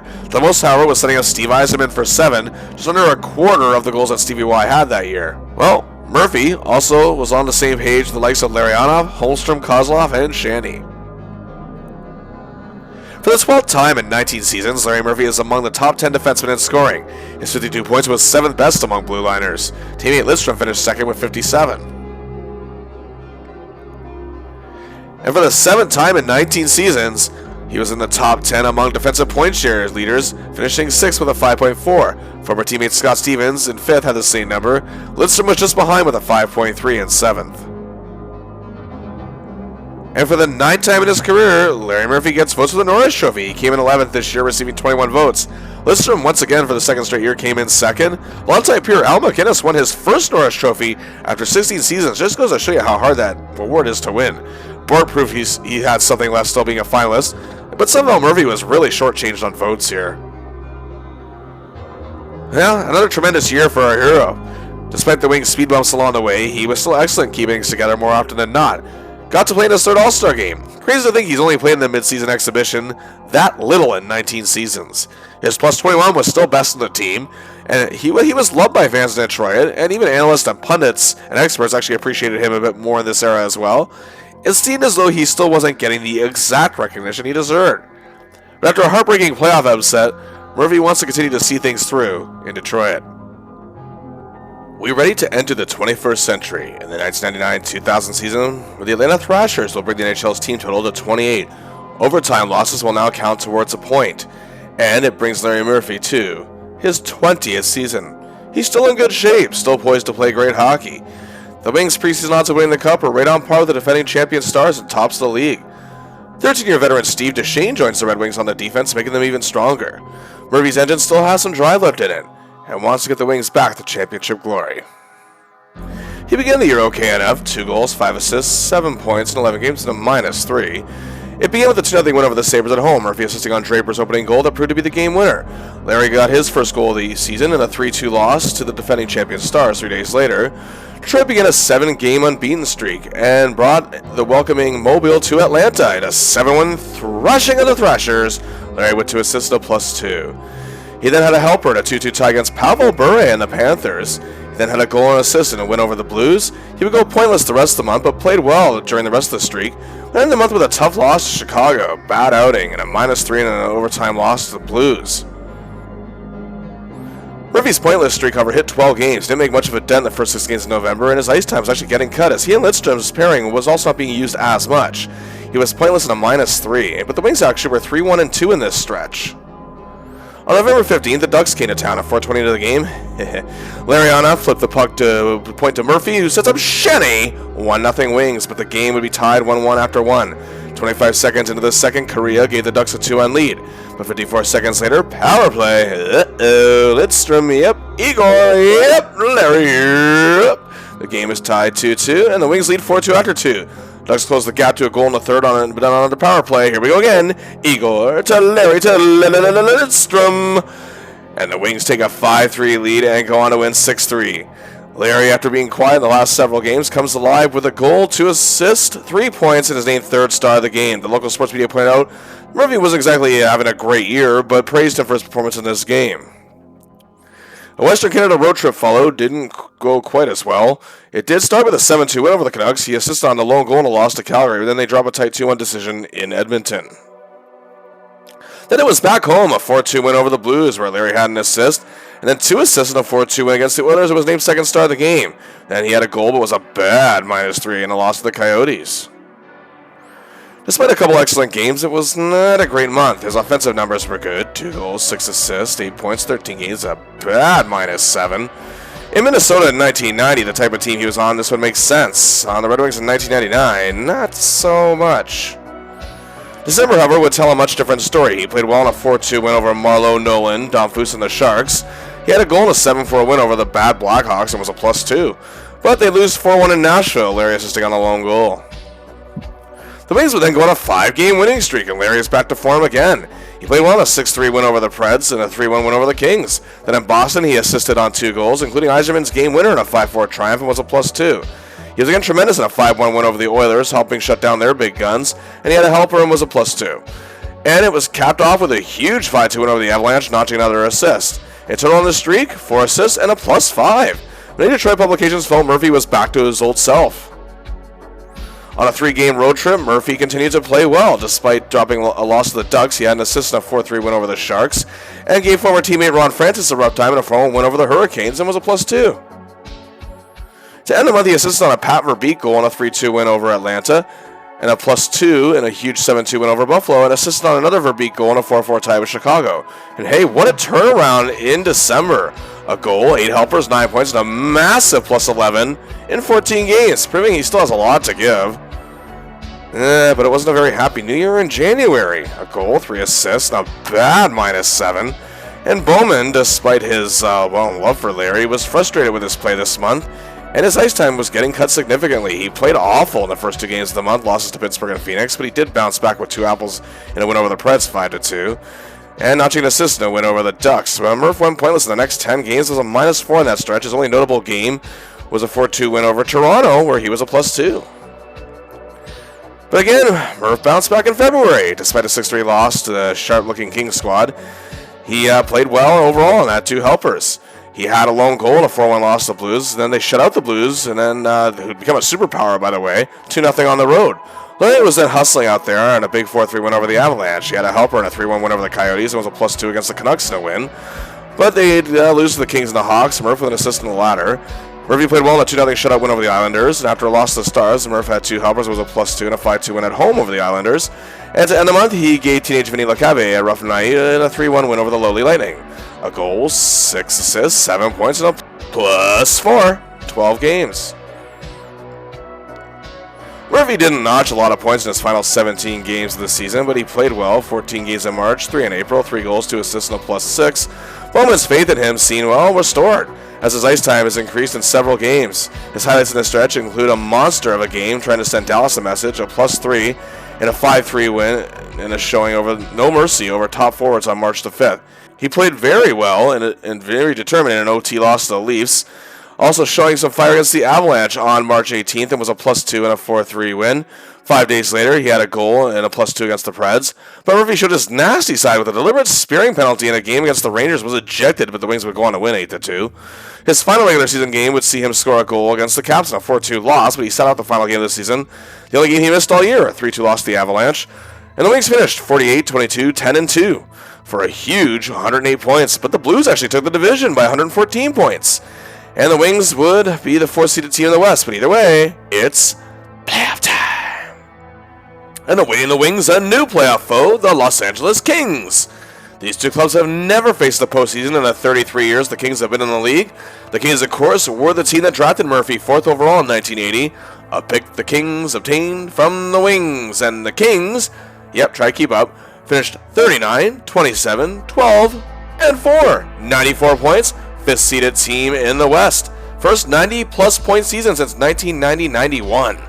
They were coached by Andy Murray, who after years of experience as an assistant, as well as coaching Team Canada in 3 World Championship tournaments, had refocused this squad that seen it lose direction the prior year.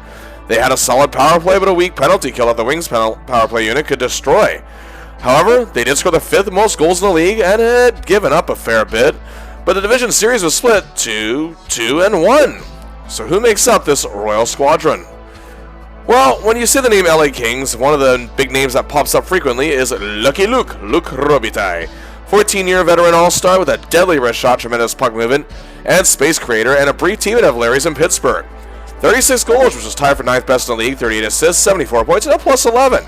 His 13 power play goals were tied for 4th best in the league. He was tied for 8th in the league with game-winning goals of 7, 8th in offensive point shares, and he garnered 13 Lady Byng Trophy votes. A reason for the Kings' boost this season was former Islanders All-Star Ziggy Palffy joining the team. A tremendous skater with a competitive nature and scoring touch, he missed 18 games due to injury, but in the 64 he played, had 27 goals, 39 assists for 66 points, an excellent plus 18. Another man with injury issues but tremendous when healthy was Josef Stumpo. A big man center, cool, calm, collected, but a warrior on that ice. 57 games, 17 goals, 41 assists, 58 points, and led the team with a plus 23. Also on this forward core, Glenn Murray notched 29 goals, Brian Smolinski pitched in with 20, Nasty Kelly Buchberger brings the Stanley Cup with 76 games of playoff experience, yet also scrappy Ian LaPerriere, Jason Blake, Bob Corkum, Greg Johnson, and Brad Chartrand. The defense was led by one of the best in the game at this time, the amazing Rob Blake. Tremendous leader, vicious checker, and could play offense, as his 57 points show. He could frustrate any top forward, and that includes anyone on the wings. He's a former Norris Trophy winner and was a finalist for the award this year, coming in third, and was a second-team All-Star. He was 6th in total goals on ice for with 125, 8th in power play goals on ice for with 48. Also joining him in this core was Larry's former Capitals teammate, veteran Gary Galley, who's again having a really good season. Underrated Swedish import Matthias Norrstrom, Big Aki Berg, tough Sean O'Donnell, Yuri Ketalati, and Yaroslav Modry. In net, Stefan Fiset. So they are going with 20-15-7 record, 2.75 goals against average, 9-on-1 save percentage, and a shutout. A bigger goaltender, but with quick reflexes, and is ready to play. Well, here we go. Game 1, the Joe believes the Wings are back in the swing, and it shows that may very well be, as the Wings' defensive system sees to control the Kings, and Murphy was playing fantastic defensive hockey and helping keep the Kings' top guns at bay, and none of them could get anything going, and they were held at just 18 shots, and Detroit takes Game 1 2-0. Game 2, the Wings come out flying and lead 2-0, just 1:33 in, and it's a wild first period, and they hang on to keep a 4-3 lead after 1. They took a 5-3 lead in the second, but Larry Murphy leads a power play set up and marked in the point for a goal, 6-3 Wings. They go on to win 8-5 and take a 2-0 series lead. Game 3, we head to the West Coast. It's a tight defensive game on both sides, as even though the Wings won the last game, LA still scored 5 goals, but Osgood and Fiset make key saves when they have to. Larry plays well. The Wings edge them out 2-1 to get a huge 3-0 series lead and on the verge of a sweep. Game 4, the Kings are determined to stay alive, but the Wings are determined to end it. After Rubik scores late in the first, 2:31 later on the power play, Duchesne to Shanny to Larry. His first goal of these playoffs makes it 2-0 after 1. One thing that made the Wings so good in this era is protecting leads, and they do just that. Fedorov ices it with an empty netter, 3-0 win, 4-0 series sweep, the 24th playoff series win of Murphy's career, and he plays very well, a goal, a helper, an even 0, and making some big defensive plays.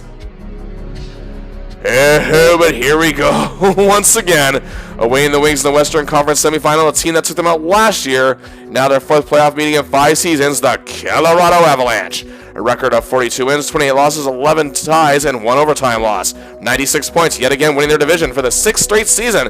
That's dating back to their last year in Quebec. Head coach Bob Hartley has his boys ready. 4th best power play, a mid-range penalty kill, and potent on all ends of the ice.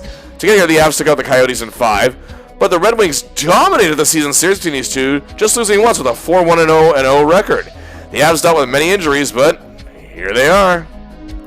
Joe Sakic missed 22 games, 28 goals, 53 assists, 81 points, and a huge plus 30, tied for 4th best in the league in just 60 games. Tied for 8th in league scoring, tied for 4th in assists. He got 4 votes for the Hart Trophy and was 10th in Selke Trophy voting. Peter Forsberg only played 49 games this year, but still had 51 points and got himself some Selke votes, and he's healthy for the playoffs. But the emergence of a new star in Denver had to be pointed out, and that's Czechs import Milan Hajduk. In his second year, he broke out with 36 goals, 36 assists, 72 points, played in all 82 games, amazing accuracy, quick reflexes, a solid plus 14. He was 4th in power play goals with 13, tied for 3rd in game-winning goals with 9. And another sophomore that delivered big was Chris Drury, 20 goals, 47 assists, 67 points in 82 games, further enhancing his stock and importance as a key member of this club. Then there was a new rookie, Alex Tanguay. He turned some heads, coming in 5th in Calder Trophy voting. Adam Denmarsh is still reliable. Stefan Yell got Selke Trophy votes. Jean Podine's a hard worker, as is 16-year veteran Dave Reed. And late season acquisition, 18-year veteran power play powerhouse All-Star Dave Anderchuk, former teammate of Larry's in Toronto, looking for his first cup. On defense, after 21 years of becoming one of the all-time greats in Boston, Larry's peer extraordinaire, 5-time Norris Trophy winner Raymond Bourque. The Bruins are up Schitt's Creek, and I don't mean the hilarious TV comedy with Eugene Levy and Catherine O'Hara, even though I still find this quite funny. He was traded near the deadline to Colorado, and nearly 40 years old, he could still get the job done. 14 points in 14 games. His that he played in Denver, and brings 185 games of playoff experience with 165 points, 2 Cup Finals appearances, but no Cup. That's why he's here. In the overall season, however, he was tied for 9th in power play goals on ice with 47, and tied for 4th in the league with 13 power play goals. He was 7th in Norris Trophy voting, 13th in Lady Byng Trophy voting.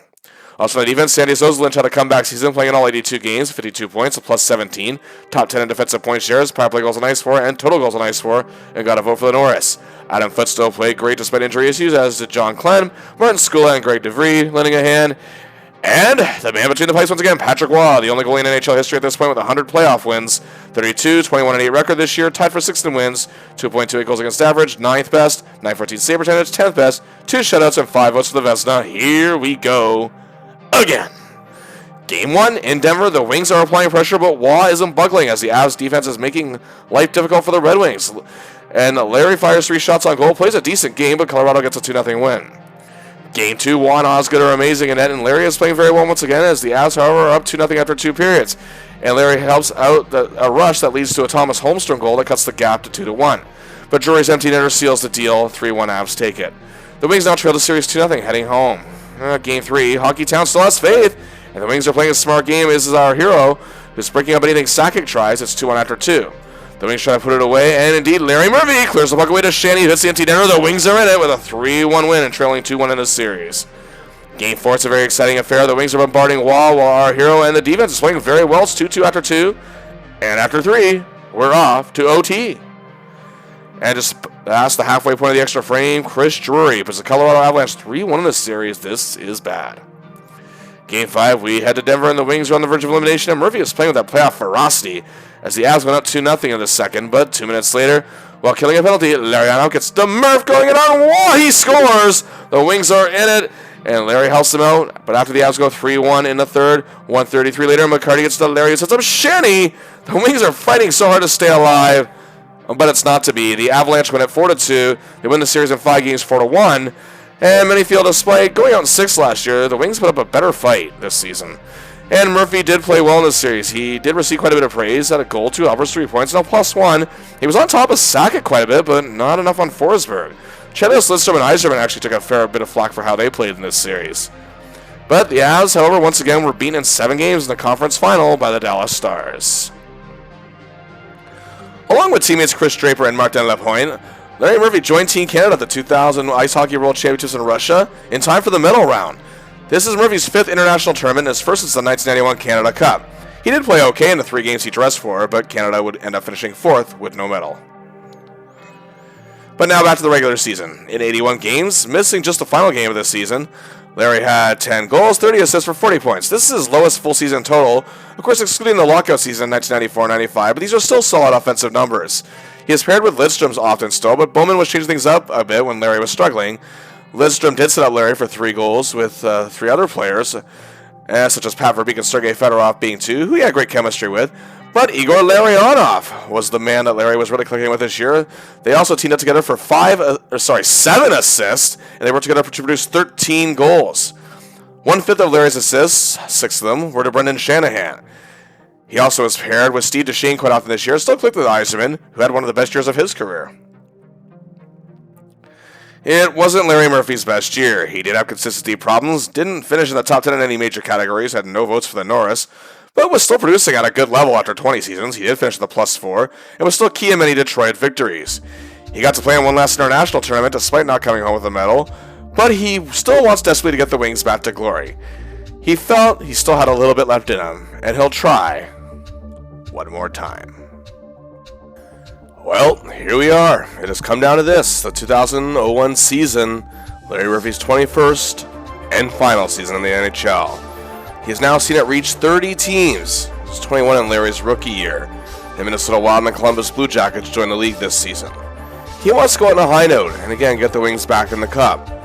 He's ready to give whatever he has left.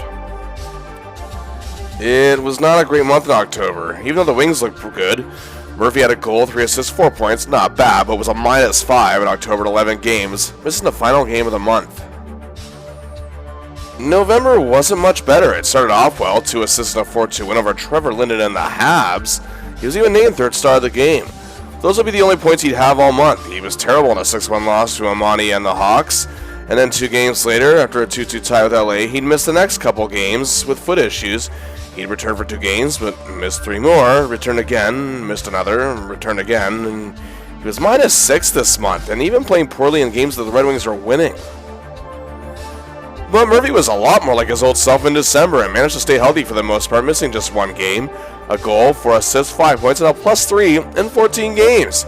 It began with the Florida road trip, a loss to the Panthers, but a win against the Bolts, and returning home, losing to a powerful Leafs squad. But Larry plays with beauty against the Flyers, 2 assists, a +2 after a loss to the Pens, however. It was a win and a tie on the road over the Avalanche and the Blues, respectively. On December 18, 2000, however, it was a special night, though we didn't quite know how special it would be until much later on. At home against the Oilers, the game was tied 3-3, after Holmstrom tied it with 34 seconds to play, and we're on to overtime. In overtime, Lidstrom sets up Murphy to score the overtime winner, 3:05 into the extra frame. A huge goal for our hero. It's the second of the season, 288th of his career, and his last. It was the 36th-game winner of Murphy's career. He scored it on Tommy Salo. It has been 20 years, 2 months, and 2 days since his first career goal, Michel Dion, as a member of the Kings, in a 6-4 win over the Nordiques, assisted by Charlie Simmer and Dave Lewis. It was his 3rd career game for his first goal, and this is his 1,585th game for his last goal, his 288th. After a loss to the Sharks, Larry was named 2nd star of the game in a 2-1 win over the Ducks, assisting on both goals, including Fedorov's overtime winner. They then beat the Bruins in overtime on Festivus. But after a loss to the expansion Wild on the 27th, an OT loss to the Hawks followed on December 29th, and then they beat Robitaille and the Kings 2-1 on New Year's Eve. And January wasn't all that memorable for Murphy either. 5 assists in 11 games, missing 2 and -3, but some notable moments. On January 7, 2001, for the final time, he'd faced Ray Bourque in a 4-3 overtime win against the Avalanche.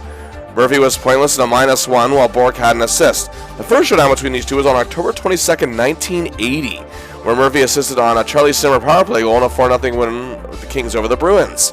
What a rivalry these two have had. On January 30th, 2001, he faced his longtime teammate and pairing partner in Washington, Scott Stevens, for the last time. The Devils were the defending Stanley Cup champions. Stevens was the Conn Smythe winner as playoff MVP. On this final game against one another, the Wings lost the Devils 3-1. Murphy didn't garner anything. Stevens was a +2. The first meeting between these two took place on December 14, 1982. Neither had anything, but Scott's Caps beat Larry's Kings 7-2.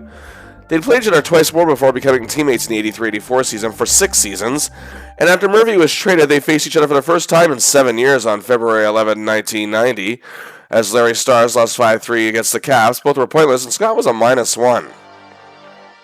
In February, Larry looked sharp to open the month in a 4-2 win over the Ottawa Senators. He was a +2, but throughout the month he'd have concussion problems now, and ongoing issues with his foot still. After the Ottawa game, he missed the next 4 outings, returned against Dallas, missed the next game, returned against Chicago in a 7-3 win, was hurt again, missed 4 more games. He only played 3 games in February. Murphy returned on March 3rd, but missed 4 more games that month. He played an 8th and had 3 assists and was a +1. And notable moments, though. On March 15, 2001, in a game against the Flames, the Fireless Flames, he played Phil Housley for the last time. Murphy was a -1, while Housley had an assist and was a -1, but the Wings took the game 5-2. They first faced each other back on November 20th, 1982, as the Kings were beaten at home by the Sabres. Housley had an assist, while Murphy was a -2. And on March 24, 2001, he faced Brian Leetch for the final time. Both men were pointless, but Leetch was a -1 in the Wings' 6-0 win over the Rangers. They faced each other for the first time 13 years earlier on March 12, 1988, as Leetch was a late-season call-up, but didn't notch anything, but the Rangers did beat the Caps 4-2. And then the very next game on March 28, 2001, against the St. Louis Blues. Larry would face Al McInnes for the final time, with the game tied 2-2. Murphy breaks out with Shanny and sets him up for a nice goal. That's the game winner in a 5-2 win, and Murphy was excellent. He was a +3 in addition to his assist. Al had an assist as well, but was a -3. This was the last great regular season game of Larry's career. They faced each other for the first time on November 9, 1982, as McInnes was a call-up for several games this season, and was a +1 as the Flames beat Larry's Kings 5-4. Larry had an assist and was a -1 in the loss. Larry assisted on Chris Draper's goal in a 2-1 overtime win over the Capitals. He sat out a loss against the expansion Blue Jackets. But on April 5, 2001, the Wings hosted the Atlanta Thrashers. This is the 1615th game of Larry's career. He was the all-time leader amongst all defensemen in NHL history as he passed Tim Horton. This is his last regular season game. The first, as mentioned before, was on October 11, 1980 against the Red Wings. And Larry got his first point assisting on a Dave Taylor goal along with Charlie Simmer. With the Wings leading 3-0 in the third, 6:08 in, Murphy took a feed from Lidstrom and set up Slava Kozlov for a goal.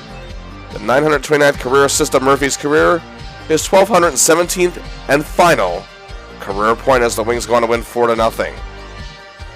He sits out the win over the Colorado Avalanche on April 7th. The Wings finished the year 49, 20, 9, and 4 for 111 points, winning their division and finishing second in the Western Conference overall.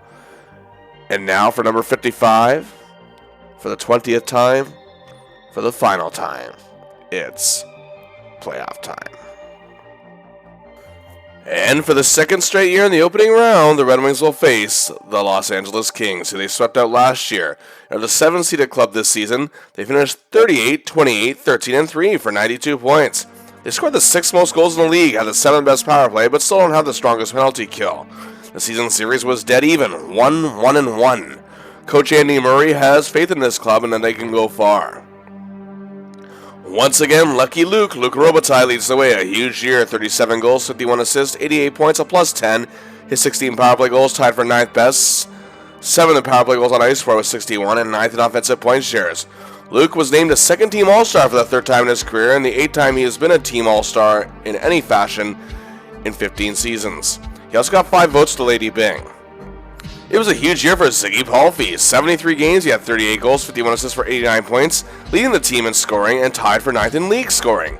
He led a team with a plus 22, and his 4 shorthanded goals were tied for 5th best in the league. His 8 game-winning goals were tied for 6th, and he was 6th in offensive point shares. He came in 5th in Lady Byng Trophy voting and got 13 votes for the Selke.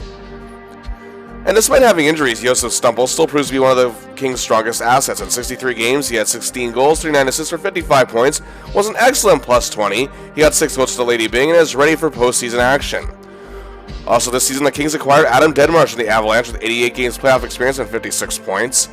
Brian Smolinski had 27 goals. Glenn Murray continues to be an asset. And running out the core, Kelly Buchberger, Nelson Emerson, Eric Belanger, Ian LaPerriere, and Scott Thomas.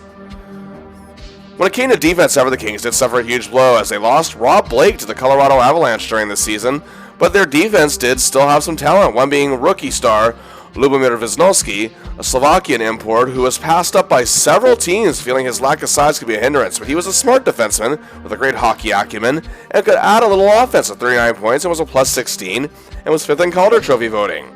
And joining him is 12-year veteran and all-star Matthew Schneider. Yaroslav Modry had a good year, and Matthias Nordstrom has proven to be a great leader. Also, Jiri Karolati, Philippe Boucher, and Aaron Miller. In net is someone Larry is very familiar with, his former Leafs teammate, Felix the Cat Potvin. After Larry left, Felix pretty much drowned in Toronto, had terrible stints with the Islanders and the Canucks until a trade late this season. It landed Felix in LA, and he was back to his old self almost instantly. A record of 13-5-5 since joining the Kings, a huge 1.96 goals against average, an excellent .919 save percentage, and 5 shutouts. Well, here we go. Game 1 in Detroit, the crowd is amped. Larry, despite all the injuries and hardship this year, is playing like a determined warrior out there. The team responds in kind, and the Wings take a 3-0 lead after 1.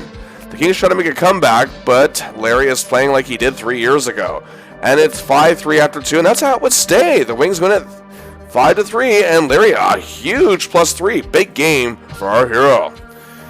Game 2, however, bad news. The Wings are dealt. Yzerman is out of action and will be gone for the series. But Murphy and the defense frustrate the Kings, holding them to just 20 shots. Robitaille had just 1 himself. The Wings led 3-0 in the third. On a power play, Lidstrom slides it to Larry, who puts it on the blade of Slava Kozlov. Larry gets his 152nd career playoff point. The Wings go up 4-0, and that's how it stays, and take a 2-0 series lead. Looks like it might be smooth sailing once again. Game 3, we are off to Los Angeles. It's a very tight-knit defensive game. Larry is playing well, but not getting a lot of ice time. He's breaking up the rushes, however, of top lines, but it's scoreless after 1. Both teams exchange goals, and it's 1-1 after 2. It's a very competitive game in the third period, but the Kings score with 6:27 to play and win it 2-1, and that's how the Wings lead the series now as the Kings are in it. Game 4, it's clear Murphy is hurt. He only plays about 6 minutes, but the Wings led 3-0 after 2. Looked great. And we're leading by that same margin with 6:07 to play and completely fell apart. The Kings tie it with 3 goals, 5:14 apart. And the Wings lose in overtime. The series is tied 2-2. Well, Game 5 back in Detroit, and Murphy seems to be back at full strength. But the Kings lead 2-0 after 2. The Wings do finally get on the board, but end up losing 3-2. Our hero plays okay, but now the Wings are on the verge of elimination. Game 6, Kings fans are going nuts, sensing the upset. Larry Murphy is trying everything he can to save the Wings season in what is his 215th career playoff game, 10 miles from where he first suited up as an NHL player back in 1980. The Wings are leading 2-1 after 2, but the Kings tied it midway through the third and 4:48 into overtime. Deadmarsh wins it for the Kings, completing the upset in 6 games, 4-2, ending the Wings season, suffering their first opening round exit since 1994, and ending the career of Larry Murphy. In his 40th playoff series, had a helper, was a +2, played very well in the first couple of games, but he was banged up by the end of the series, and it showed. The Kings would be eliminated in 7 games the next round, however, by the eventual Stanley Cup champions, Colorado Avalanche, where Ray Bourque won his first and only Stanley Cup. Well, back to the final regular season of Larry Murphy's career. 2 goals, 19 assists, 21 points, career lows across the board, in 57 games, missing 25. In the 20 seasons prior, put it this way, Larry missed just 26! Just one more than he had missed all year.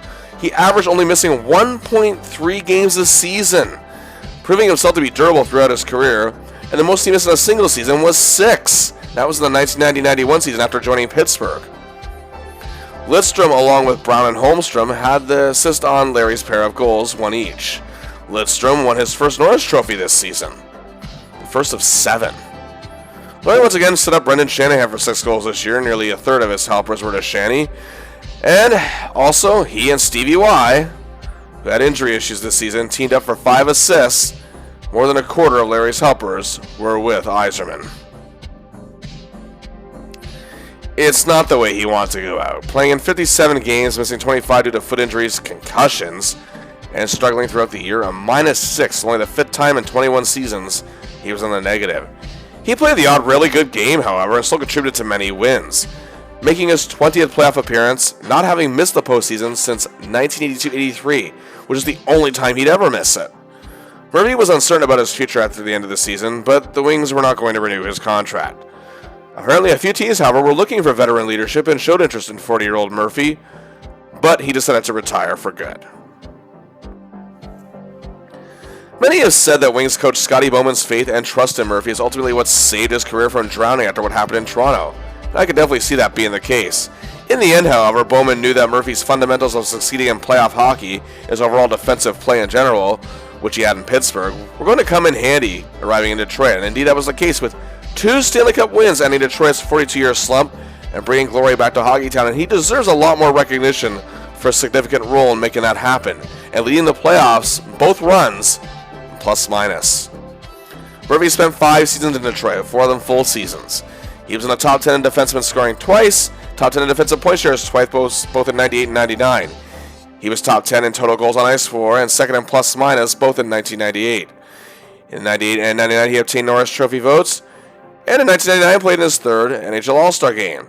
In 67 playoff games, he notched 34 points, and played in his 5th and final international tournament at the 2000 Ice Hockey World Championships. But here's what the stats don't tell you. Murphy was very important in the evolution of Nicholas Lidstrom's game. Now, yes, I mentioned earlier, Lidstrom was already an excellent defenseman, but this further pushed him towards the path of becoming one of the greatest of all time. And Lidstrom has often credited Murphy for helping him evolve his game and excelling in certain fundamentals. Well, Larry Murphy's final 5 seasons of his career were with the Red Wings. It saw him score 35 goals, 136 assists for 171 points in 312 games. Overall, plus 56. Much like his time in Pittsburgh, he was surrounded by superstar players who may have won more accolades and had a bigger spotlight, but he was well loved by Red Wings fans and was appreciated for what he brought to the table.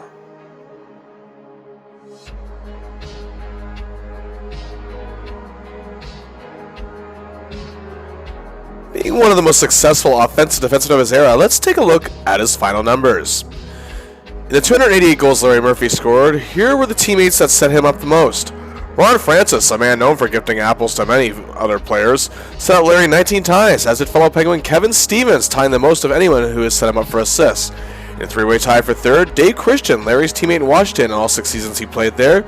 Of course, Super Mario Lemieux, to no surprise, set up Larry 16 times, and Mike Gardner, of course, the forward he played alongside the most, 16 setups from the teammate he spent 8 seasons with, in 3 different teams, and of course mainly in Washington. And it's no surprise 3 Penguins make up this list, as that's where Larry's best scoring years were. Also, Francis, Lemieux, and Gardner are all Hall of Famers. Larry victimized a total of 104 different goalies in his career. That's amazing. But the men he got through the most were the 2 men who were actually teammates for 4 seasons. Hall of Famer and all-time great Patrick Waugh and Brian Hayward, who Murphy scored on 9 times each. Now, Murphy played against Waugh for 16 seasons, but what makes this more impressive is the 2 were never in the same division. In Hayward's case, Murphy scored on the 3-time Jennings co-winner on all 4 teams that Hayward played for: the Jets, the Habs, the Stars, and the Sharks. A 3-way tie for 8 goals scored on between 3 goalies who aren't Hall of Famers, but 2 which had really great careers and 1 had some really good seasons, and the latter in that would be Don Beaupre. He entered the league the same year that Larry Murphy did, in 1980-81, and was in the same draft class, and last played in the NHL in 1996. He was actually a teammate of Larry's in Toronto when that happened. Many say Mike Liu may have been a Hall of Famer had it not been for the era he played in, or some of the teams in certain seasons he played for, despite being a 2-time All-Star and Pearson Award winner. Murphy played against him for 12 years as Liu retired in 1992.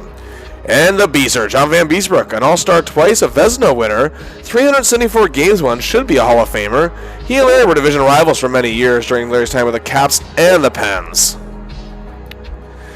But now back to the teammates. Who did Larry gift his 929 apples to the most? Well, I think most of you know by now if you've been watching this series.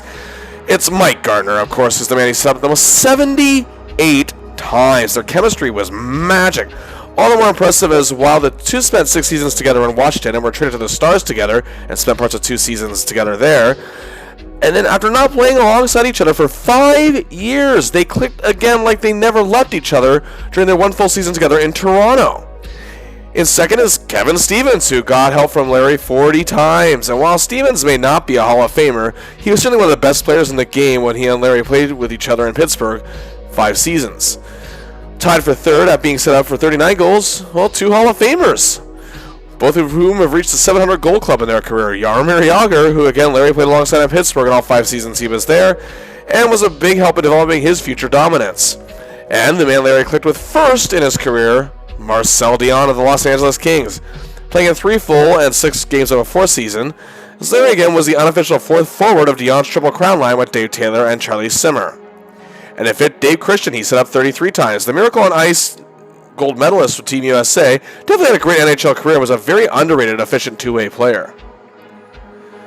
And assist collaborations, a legendary list indeed. And he and Mario Lemieux collaborated on 36 assists, made all the more impressive because they played less than 150 games together. But a man he played a lot more than that with was Scott Stevens in 6 seasons in Washington. The 2 all-star superstar partners in crime helped each other help others 33 times. Ron Francis, again, was another big collaborator of Larry's with 29 assists and then 5 seasons together in Pittsburgh. And hey, big shock, Mike Gardner's on the list with 2 teamed up 24 times. And Gardner wasn't really known for assists, but seemed to excel at it with Murphy. And rounding out this list, his earliest collaborator, LA Kings legend, Triple Crown right winger Dave Taylor, who's the only player on this list not in the Hall of Fame. Many feel he should be, myself included. I think you can make an argument for him. And they teamed up to set up 21 goals. As of 2025, Larry Murphy is the 5th all-time leading defenseman in scoring with his 1,217 points, and is still just one of 8 defensemen in NHL history to reach 1,000 career points. As you can see, the era he played in was, well, big making of this list. He played against each and every one of the other 9 players on this list many times. Even former teammates are present. Paul Coffey is 2nd all-time behind all-time leader Ray Bork. Again, former teammate and pairing partner Nicholas Lidstrom of the Wings, 75 points behind Murphy, is 6th all-time. He ended up playing 21 seasons all with Detroit. Chris Chelios, another teammate of Larry's in Detroit, was 10th all-time. But what a list this is. It's a clean sweep of Hall of Famers, which brings me to...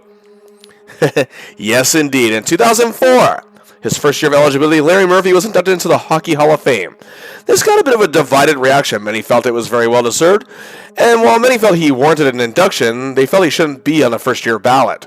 Some question it in general, but that's just it. It seems when his career is looked back upon, even to this day, that the dominance of Coffey and Bork, who, by the way, were also inducted in 2004, first year of course, overshadowed Murphy and how good he really was, and it got ignored. Because, again, they were, let's face it, more exciting to watch in a lot of ways, and also they were, again, more well-rounded. And again, I reiterate, like I said, I'm not saying he was as great as they were, but in the grand scope of things, he deserved more credit than he actually got. It was often shortchanged. He had a legendary career. And he didn't have some of the opportunities that these guys had. Some even said just on his offense alone, he should be in the Hall of Fame, however. Well, a picture is worth 1,000 words. Well, let's get to it. 4 Stanley Cups, 2 back-to-back with Pittsburgh and Detroit. In 3 of those cup wins, 91, 97, and 98, he was the playoff plus-minus leader and a career plus 32 in the playoffs, 152 points, 215 playoff games, 20 playoff appearances, missing just once, and has made the playoffs with all 6 teams he's played for. A 3-time second-team All-Star, once with the Caps in 87, twice with the Pens in 93 and 95. Finalist for the Norris Trophy, twice in 87 and 93, and 7 other times garnered votes in 81, 92, 94, 95, 96, 98, and 99.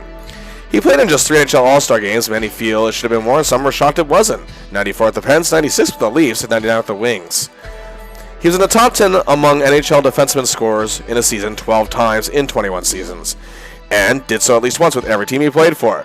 Twice with the Kings in 81 and 82, twice with the Caps in 87 and 88. His only full season with the Stars in 1990. His 4 full seasons in Pittsburgh, 92, 93, 94, 95, and did so for a 5th straight year in his only full season with Toronto in 96, and did so for the Wings again in 98 and 99. Speaking of defenseman points, his record 76 points in a rookie season is still a defenseman record as of 2025. He also came in second in Calder Trophy voting that year. And how about some other categories? Well, he finished in the top 10 in plus-minus 3 times, back-to-back in 92 and 93 with the Pens, the latter of which was second best in the league, and was second best in the league the 3rd time he accomplished a top 10 mark with the Wings in 98. Larry led the league in total goals on ice for 1992-93 with a massive 225. He made the top 10 6 other times, his rookie year in 81, 87 with the Caps, 92, 94, 95 with the Pens, and 98 with the Wings. Larry's work on the penalty kill was known for his expert dumping of the puck and avoiding icing. His power play work does not get enough recognition. He was top 10 in power play goals on ice for 3 times, in 1990 with the Stars, 93 with the Pens, and 96 with the Leafs. And how about defensive point shares, which I think is why a lot of people look back on Larry a little more fondly retroactively. 7 times in the top 10, 4 times with the Caps, 84, 85, 87, 88, once with the Pens in 93, and twice with the Wings in 98 and 99. Also, what is it about Larry he's always been a part of history, like historic making moments. He's part of that historic Miracle in Manchester comeback in 1982 as the Kings upset the powerful Oilers 6-5 in overtime, being down 5-0 in the 3rd period and going on to win the series in 5, shocking the hockey world. He led the Caps to their first 100-point season ever, and 2 more of which set franchise records, and helped them to their first playoff series win. Hey, in Pittsburgh, well, he did help them to their first ever Stanley Cup in 91, plus that shared an NHL record that stands to this day of 11 straight playoff wins in 1992. Or how about his role in the NHL record that still stands to this day of 17 straight wins with the Pens in 92-93. And his work with Lemieux, who was making a comeback from his cancer treatments in that time. The Pens also won the President's Trophy as the league's best team that year. Murphy also played his 1,000th career game in Pittsburgh. And despite his troubled times in Toronto, it's where he became just the 4th defenseman in NHL history at the time to reach 1,000 points. Of course, making history in Detroit as the 97 Cup was their first win in 42 years. And how about his international accomplishments? His work in the 87 Canada Cup was remarkable, especially in the infamous final series against the Soviets. He deserves credit for the way he played alongside Gretzky and Lemieux, and his role in the infamous game winners in Games 2 and 3, and he was especially great in Game 3, and leading the whole tournament with a +8. He won another Canada Cup in 91, and played in 3 World Championships, playing very well in, yes, another historic happening, the 85 Worlds, winning a silver, the first silver for Canada in over 20 years, and the first victory over the Soviets in nearly 25 years. He played in 2 other tournaments in 1987 and 2000. Well, overall, 288 goals, 929 assists, 1,217 points in 1,650 games in a tremendous career, plus 197. But the tales, the trophies, and stats don't always tell. Well, just to sum it up a little bit, a tremendous puck mover, Great passer, setup man, point shooter, anchors a power play, kills penalties, works well with top forwards, helps others develop their game, makes sure his pairing partner can thrive as well. He's adaptable to any situation, excellent in the clutch, had heart, determination, and was always eager to win a game. Larry, hey, he was never flashy like some of his peers, but he wasn't paid to be. He was paid to be a winner, and it happened quite often. And this indeed ends our 5-part look at the great career, the underrated career of Larry Murphy. We hope you enjoyed it. Leave a suggestion for other players you'd like to see us cover in the comments. Please like and share the video, subscribe to the channel, and until next time, I'll see ya.